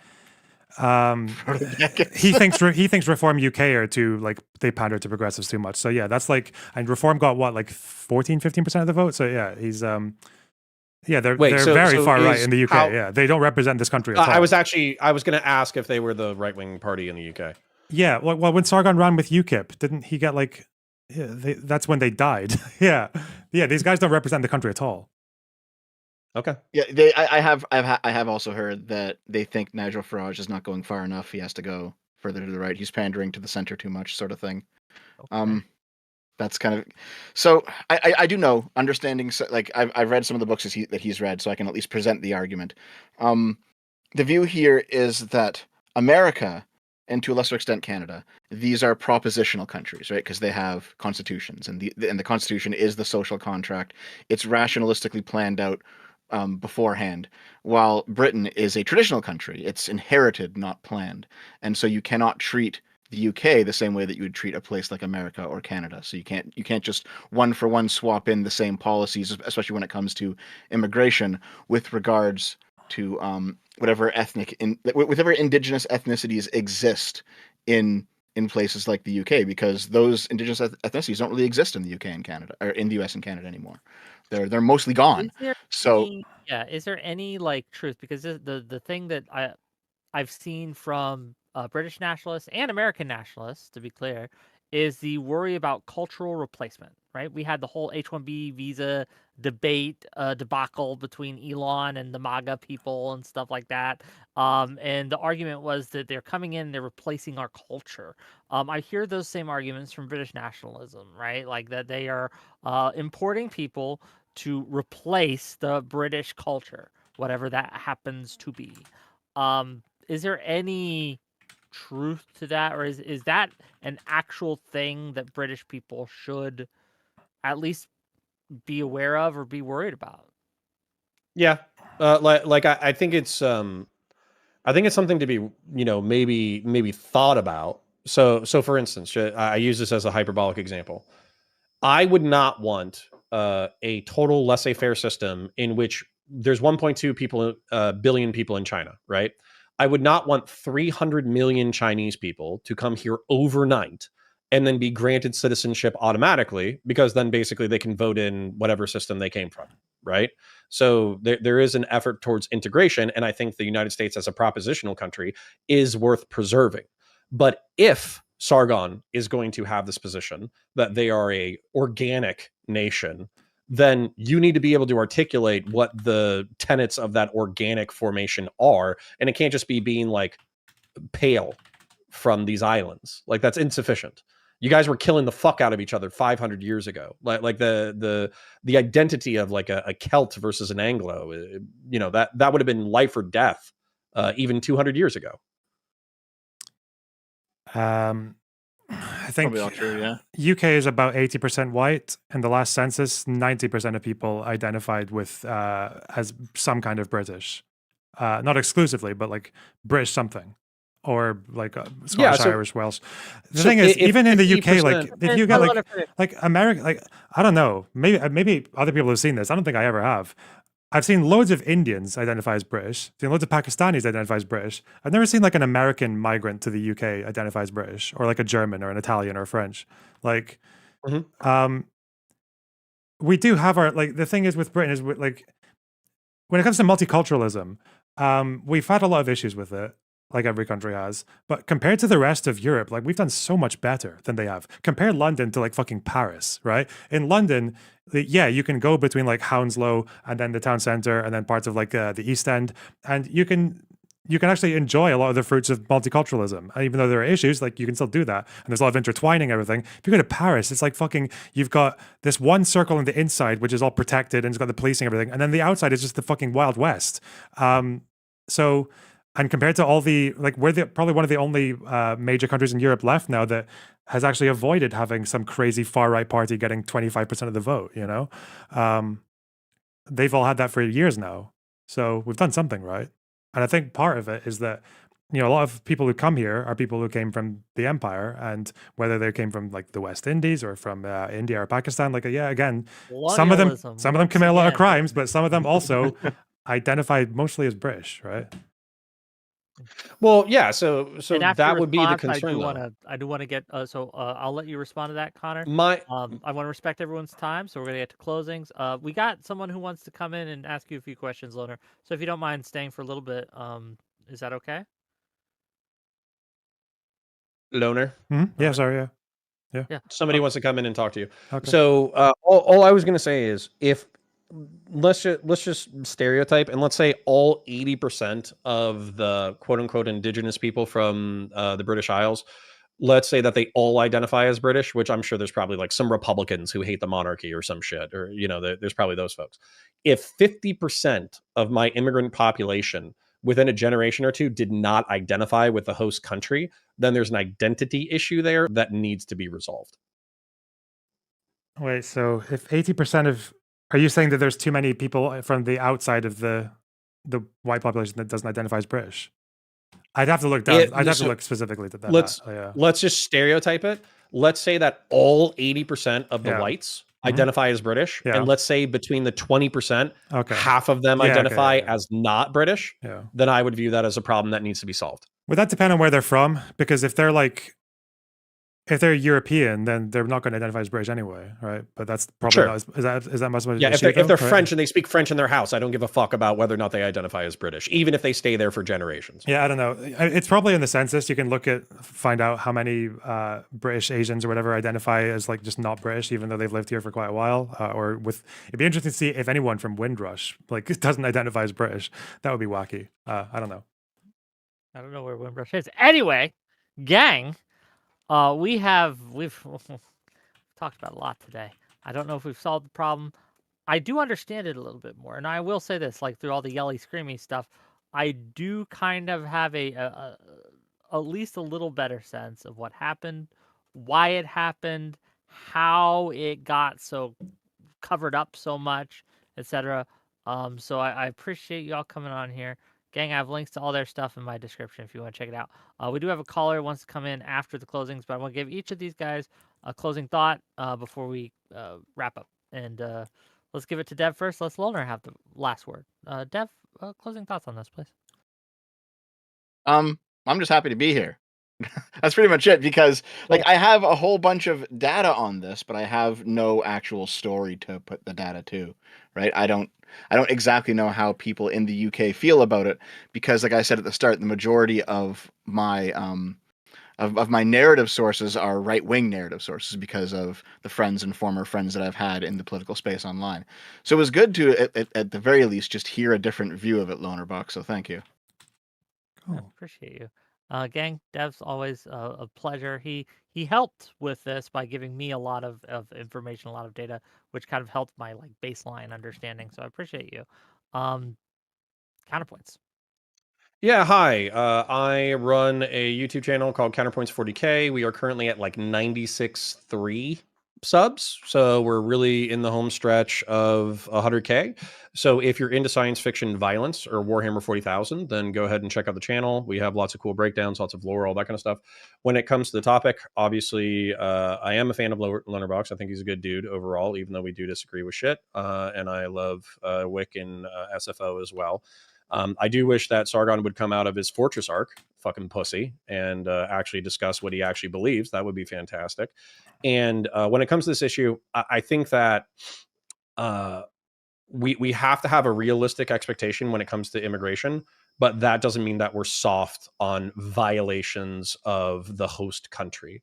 And I do think that there is something that is actually worse when you escape a terrible situation or a country, or you take advantage of an economic opportunity, and then when you go to someone else's country, you fuck over the host nation. I think that is a more grievous crime than just committing the crime in the first place, and I think that's why people are pissed off. Yeah, well, thank you for being here. Really appreciate you. LonerBox. I love Britain, love you guys, love Scotland, especially. Hate groomers, hate pedophiles, hate Simple religion as. generally, hate racists. If you're so upset about losing your fucking fantasy of merry old England, go to a fucking Renaissance festival and stop trying to deport people who love this country more than you do. Cuck. All right, sorry. Stunning, brave. Really appreciate you. Let's see. Butters is recommended, okay, to me, and so he's been vetted. And he has a few questions for you, LonerBox. So let's bring him on and see what he has to say. Let me read the super chat real quick, because money. Lachlan, is Connor saying Muslims only rape kids and gangs and all the white pedophilia crimes are familial? This is the implication when he says that he wants the data on specific grooming gangs versus overall. Yep, that's what I said. Okay. Whites only molest their kids, and Asians only molest other people's kids. Definitely. Oh fuck. Sorry, I was not expecting. There's a stream delay, so I was not expecting to be dragged in right as I was dragged in there. You're fine. You're Hey, fine. Butters. You have some questions for LonerBox here. Go ahead. First of all, I'd just like to say, Dev, fuck you for saying that I'm like equivalent to Sargon. Wait, what do you mean? I mean, I'm not a Sargon fan. Oh, Jesus. I just recall that that time you met him in real life and then told me into his camera to make better videos. Yeah, So. speaking of which, Dev, make the audio. Thankfully, your insult cut out this time. Oh, is my gain set properly? I can't hear myself at the You moment. just cut out a little bit. You sound quite loud, actually. But you had a question for LonerBox, and I really sure. want to get to that. LonerBox. Obviously, we're from the UK. If you can't tell, how much do you know about? Because it seemed like most of the blame that you were putting was on the government. How much do you know about kind of like the process of, I guess, integrating refugees into this country and like how we bring them over? Because my family are originally from Chile. Did you cut out or did you just stop there? Thesis when He he was said at his- university. Butters, fix your internet, goddammit. God damn it. You said your family's originally from Chile and then you cut out. Sure, give me a second. I'm just going to turn down my gain. Don't think it's a game.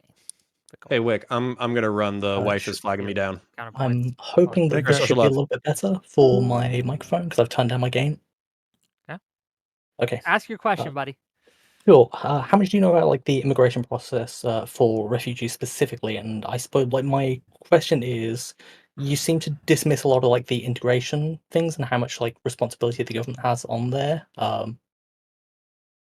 For how much do you know about that specifically process? integrating refugees? Are you talking about citizenship tests or? So I'm my main concern, and I suppose the thing that I want to highlight is I think the way that we bring people over is inherently just flawed. Um, I don't know where you're from. I'm from Birmingham, so I'm going to speak about specifically like Birmingham areas, and I know a little bit of northern areas. And when we bring over refugees, we generally find areas with a lot of council housing, and that's where we're just kind of dropping all of them off. So in Birmingham, historically, that was Lozells. Sheffield received quite a lot of Chilean refugees during the 70s. And I think like one of the big issues that we see, and I think around second generation immigrants specifically, is because the government is creating what are essentially kind of, I don't like using the term, but ghettos for refugees. So it's like we're going to shove all of these people into one area and we're essentially going to let them govern themselves because you've got a bunch of people who are all from one area that isn't part of our culture. They want to engage in their culture because we're letting them do it. Are you talking about putting them in places like after they've been integrated, or after, or this is while they're being processed? Kind of both, because a lot of people don't move. A lot of people don't move from like the area they're originally placed into, particularly if it's encounter classing, things like that, because it's cheaper. So you think they should find better places in the country to put them, or separate, so or split them up, or what? Yeah, splitting them up is kind of like my main issue here. And I'm wondering whether your, I guess my question is, what are your thoughts kind of on that as a process, and if there's anything that we can formally do, if there's any like moral objections to, I guess like splitting people up and forcing them into areas where they aren't having to just engage. breaking up the with... enclaves is what you're talking Yeah. about. Yeah, Okay, basically. So making sure that they have to be dispersed within the wider British area, Yes. instead of just being all sent to one place where they have their own little Pakistan, yeah, because right? that is a huge issue for Birmingham. Areas of Moseley, areas of Lozells. It's why we have Sharia courts like quite prominently in Birmingham. It's because we put everybody into one area, and if they're all together in this one area, they all come from a similar culture. They're going to want to continue their culture because they're not being forced to integrate into British culture. A lot of them don't know the language. Like my family came to this country, didn't know the language. If they'd have been put in Sheffield with a bunch of Chilean people, I don't know if my grandma would speak English today.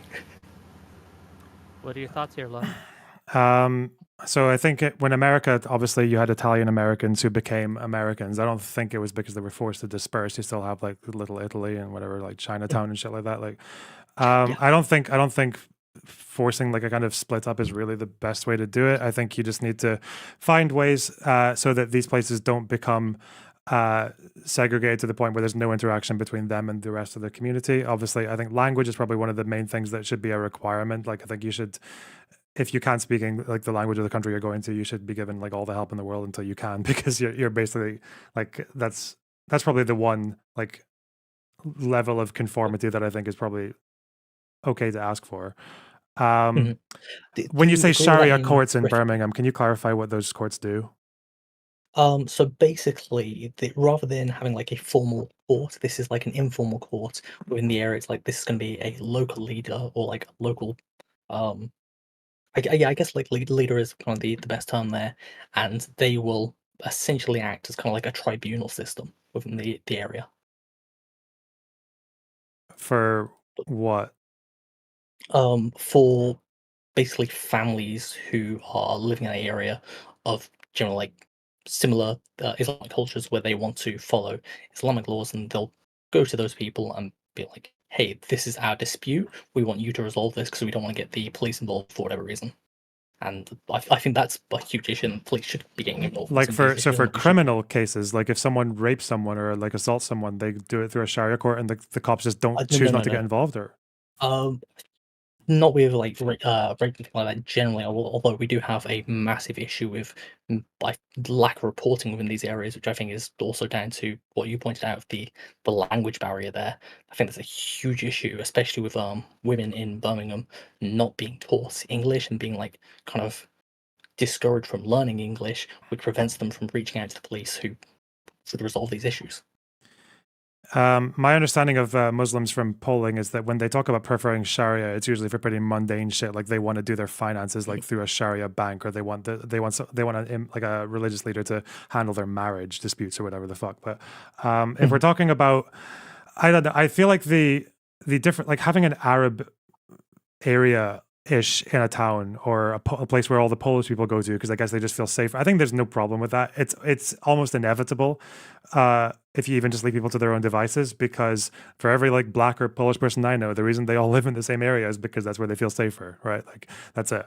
Or just a little bit more welcome. I So would agree with that's that not in really case the of issue. It's just that immigration. the issue is that if you have these separate areas, but local institutions, like, they don't get involved with them. So obviously with the grooming issue, the issue wasn't just that the police were not were being negligent and victim blaming and all the rest of it. It's also that they didn't know how to interact with that community, and they didn't even really try to. They were just like, well, let's just talk to the imam, even though there were other groups there who wanted to talk to them, but they didn't get access. So I think you can have the area. You just need to have better connections between that area and the rest of the city. I suppose, like, how would you go about establishing that? Because for me, like, my argument has always been like, we need to make sure these people are essentially not thrown into like one specific town or region or like suburb. We need to make sure these people are like spread out across the country so that they have English neighbors, so they have like English people they speak to, and they can interact with and like grow Okay, familiar just being serious. How often? with. Maybe you're an exception, okay, but you are an exception depending what your answer is. How often do you speak to your Sure. neighbors? Like, do you live in a block of flats? Uh, Or I grew up in council flats, so obviously in council flats we spoke to our neighbours because I was a child at the time, and my parents would all speak to. Sorry, I suppose it was just my mother would speak to like most of the neighbours there, who are also like parents generally. Here I don't speak much to my neighbours, but my parents and my grandparents do.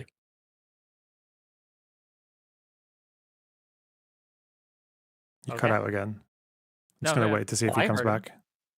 Sure. Where did I cut out there? Sorry. No, you, I heard you completely. yeah, I heard but him fine. Oh, I guess just repeat it. Yeah. okay. No, that's, okay. Sure. I guess my answer, just to summarize, was quite a lot when I was living in council flats, and now I'm living in a suburb. My parents and my grandparents do, because the neighbors are similar ages. There's like a 30-year age gap between me and my neighbors. I'm obviously not speaking to them. Right. Again, with language, I'm happy to concede that. I think you should be encouraged to speak the language. I don't know if putting you in like as a brown person in a mostly white community is going to guarantee that. Like, it would just be more your access to the workplace, or like even just like any kind of public interaction at all would encourage that. Or just if you're coming here like to work, then part of that work would entail either like a requirement, or if you're working a special job, then it would be like, well, we'll teach you to speak English, or for refugees especially. I think that's fine to do. I don't see an inherent problem with like an area that has mostly Polish people and a Polish shop. I don't think that's an issue. I think the issue is just the way that it's treated. um, I do think there Last is question, then we'll like. just kind of wrap it up. But go ahead. Oh, sorry. I do think there is a bit of an inherent issue there. Do you not see like? Do you not think there's an issue if these people are allowed to kind of create their own cultural centers outside of like the wider British culture, particularly if their culture isn't very liberal, which many of these cultures aren't. Yeah, but if they're especially in like London. illiberal in what way? Because obviously, like I'm guessing you don't care about the concept of there being one neighborhood that has like a bunch of like Arab restaurants and some Arabic writing alongside the English on the front door. I don't think you care about that. I think if you're talking about If illiberal it's practices, then what are we talking about there? Like crime or? so if it, if it, this might be like specific to my region. Obviously, I'm from Birmingham. We are like essentially the dumping ground for a lot of the immigration in this country. Like our demographics are very, very skewed compared to the rest of the country. I think I'm simple off the top of my head. I think it's like we're 80 like plus white country. I could be mistaken on that, but we are. in Birmingham we are like less than 50%. So like the scale of immigration where I live is very, very skewed in one direction. And what we do have here is there aren't areas where it's like, oh, there's a bunch of like Arab buildings next to English buildings. It is, you are walking for like 20 minutes, everything's in Arabic.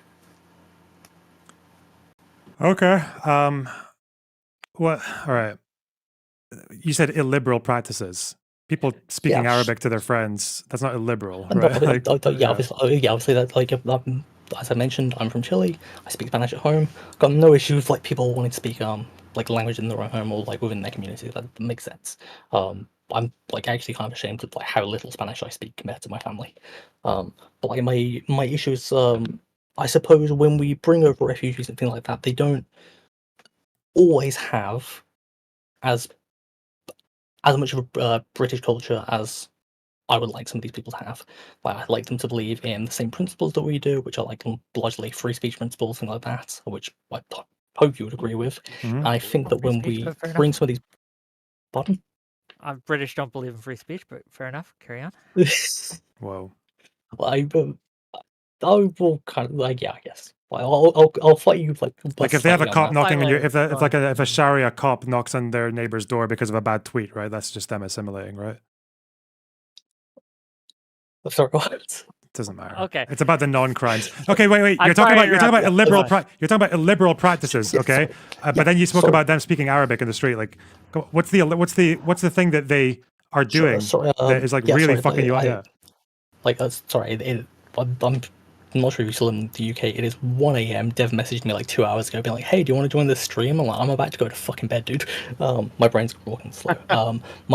My issue is that I don't think these people are being forced to like integrate into the culture. My issue isn't that inherently, oh, they speak Arabic, this is wrong. It's you're living in an area where you don't have to interact with like the English at all, which means I don't think that you become very English. I think you stay very Arab wherever you're from.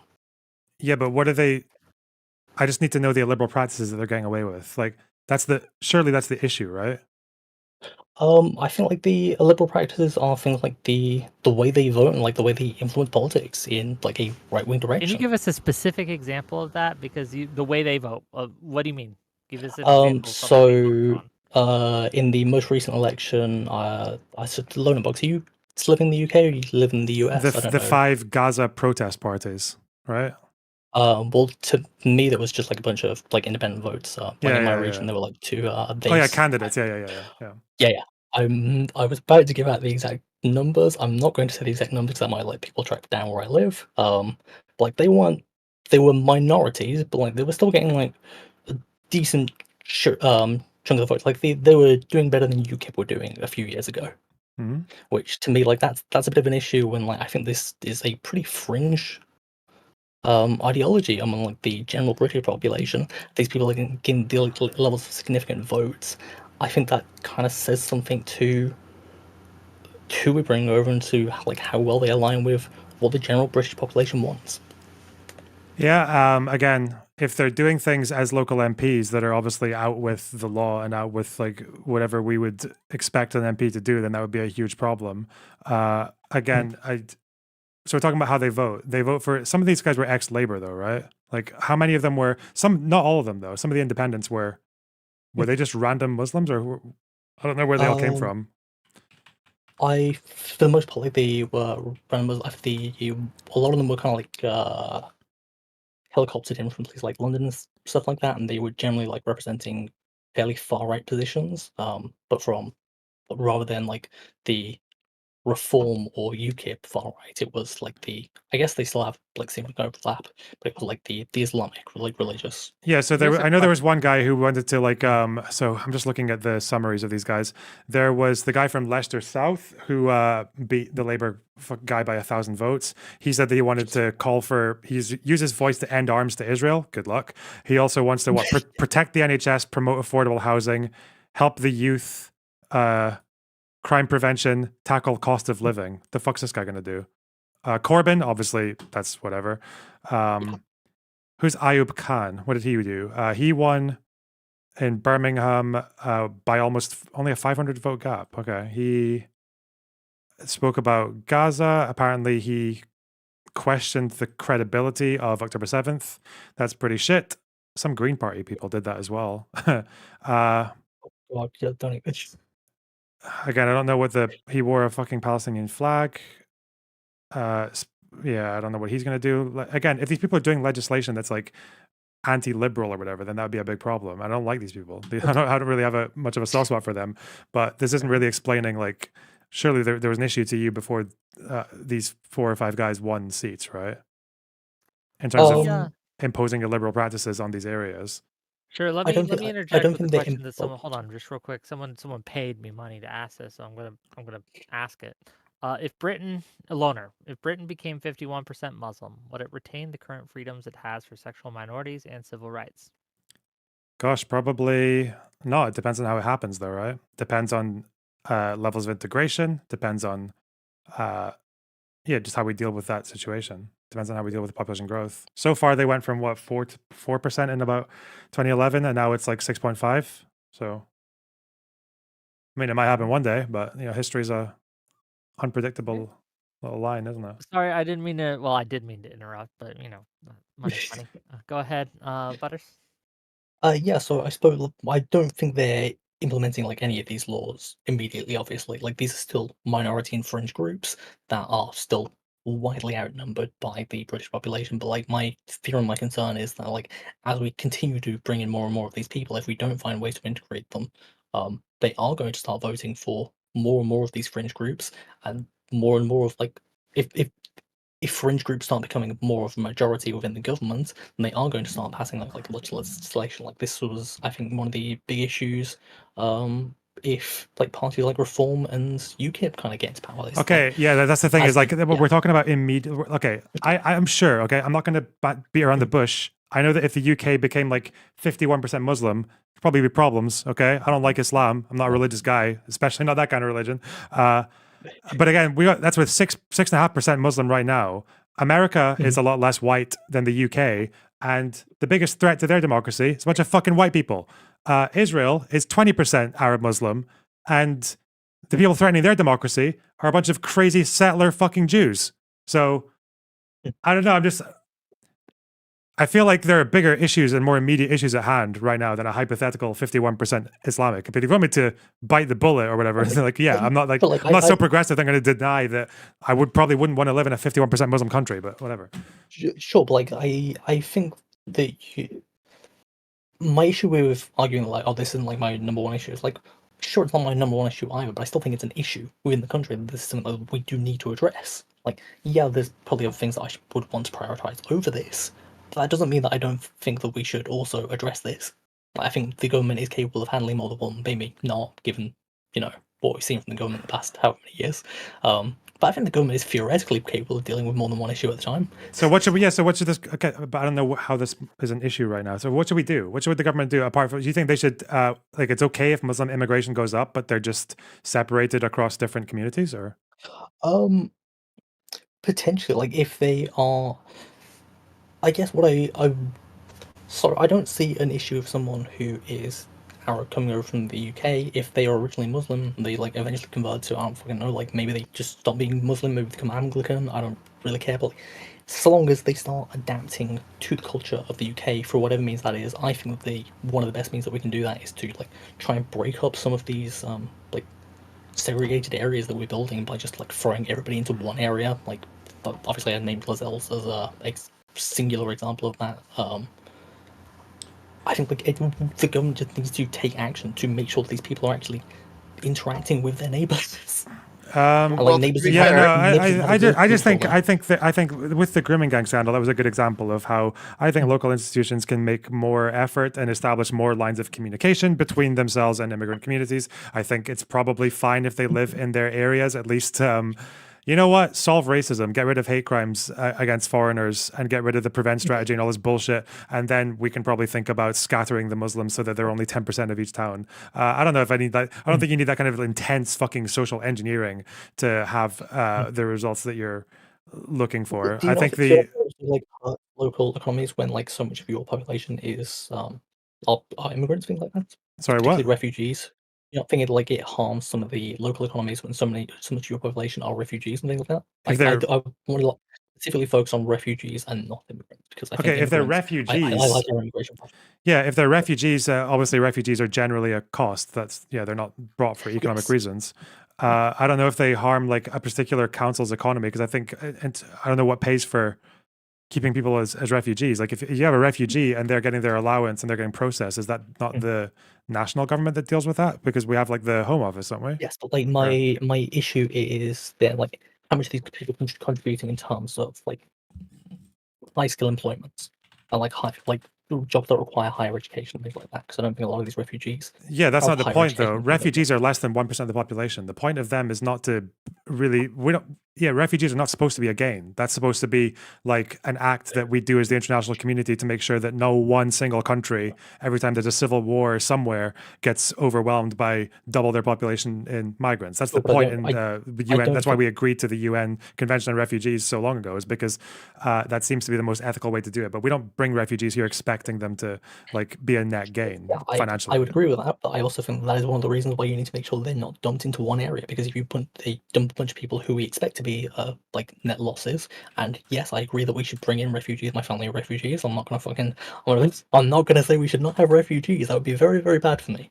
But I do think that we need to make sure that these people aren't always being dumped into singular areas where they are net Spread gains them on the out. economy. and Spread the Do we? So Well, Well, let me hop in real quick, because that is Go what we ahead, do Dan. in Canada, right? When we take refugees, we do actually spread them across Canada and put them in different cities. yeah, but where are most of the asylum seekers in the UK? Where's these? Do we not have London and refugees and Birmingham. asylum seekers all over the UK? We do, but I think that they have a very high concentration in London and Birmingham because we have a lot of council housing here as well. And But council these housing are is also one the of two best places. biggest. Wait, is Birmingham the second biggest city? Yes, it is. So you're going to have higher numbers in the two Yes, it biggest is. cities. But where are the? Birmingham is the second biggest city. Can I see stats on this? Is there like if Uh, there's a place where there's within- like a disproportionate amount of refugees going, and that's constantly what they do, then yeah, we should probably go somewhere else. But like I don't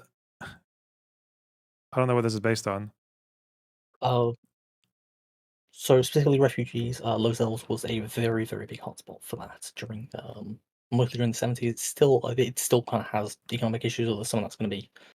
Obviously, I'm not going to blame the entire last 50 years on just that, but that was a factor in like the Yeah, but I'm trying to see where all these refugees are being concentrated, because there's so few of them in the entire country. Like, yeah, 400,000. Like, even if they were all in London, that would be not the biggest proportion of the population.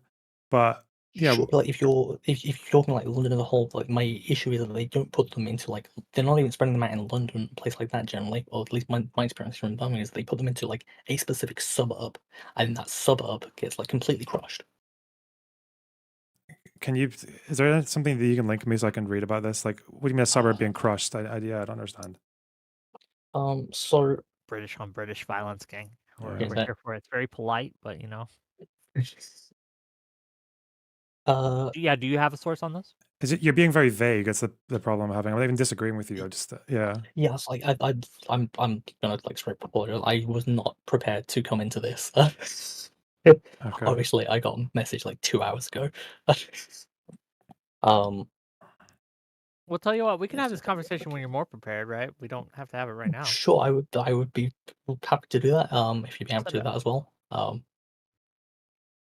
Okay. Well, gang. Been a pleasure. It's thanks for coming on, Loner. Did we not address something that we should have addressed? Any of you, right? Is there something that we should have talked about tonight that we did not? Anything? Sargon's a bit of a retard, isn't he? We already did discuss that. Yeah, we did that one. We covered it. Okay. So, I wish he had come on. I wish he had Just come because I on. always want to like bring this up as like the stupidest fucking thing he said. No, it was a I would have to track this down. It was on Facebook. Sargon's such fucking illiberal motherfucker that he believes that immigrants should not speak other languages in the privacy of their own home if they live in England. Okay, gang, Sargon. we're gonna cut off the Sargon hate. Like, I do want him on my show at some point, right? Like, I would like to have a You don't want to burn the bridge right away, Wick? right? I Bridge. do think though he should apologize for calling someone a rape denialist. Yeah, I don't right? know who. He should was it- probably apologize for that. Which but- person was he aiming that at anyway? I don't know. So it is what it is. I'd love to talk to him about his thoughts if he thinks that Loner's a big fat lefty or something, or he thinks that you are scumfuck, or I don't know, right? Like, Well, it's a a rape denier. That's the accusation, isn't it? a rape denier, yeah. But okay, gang.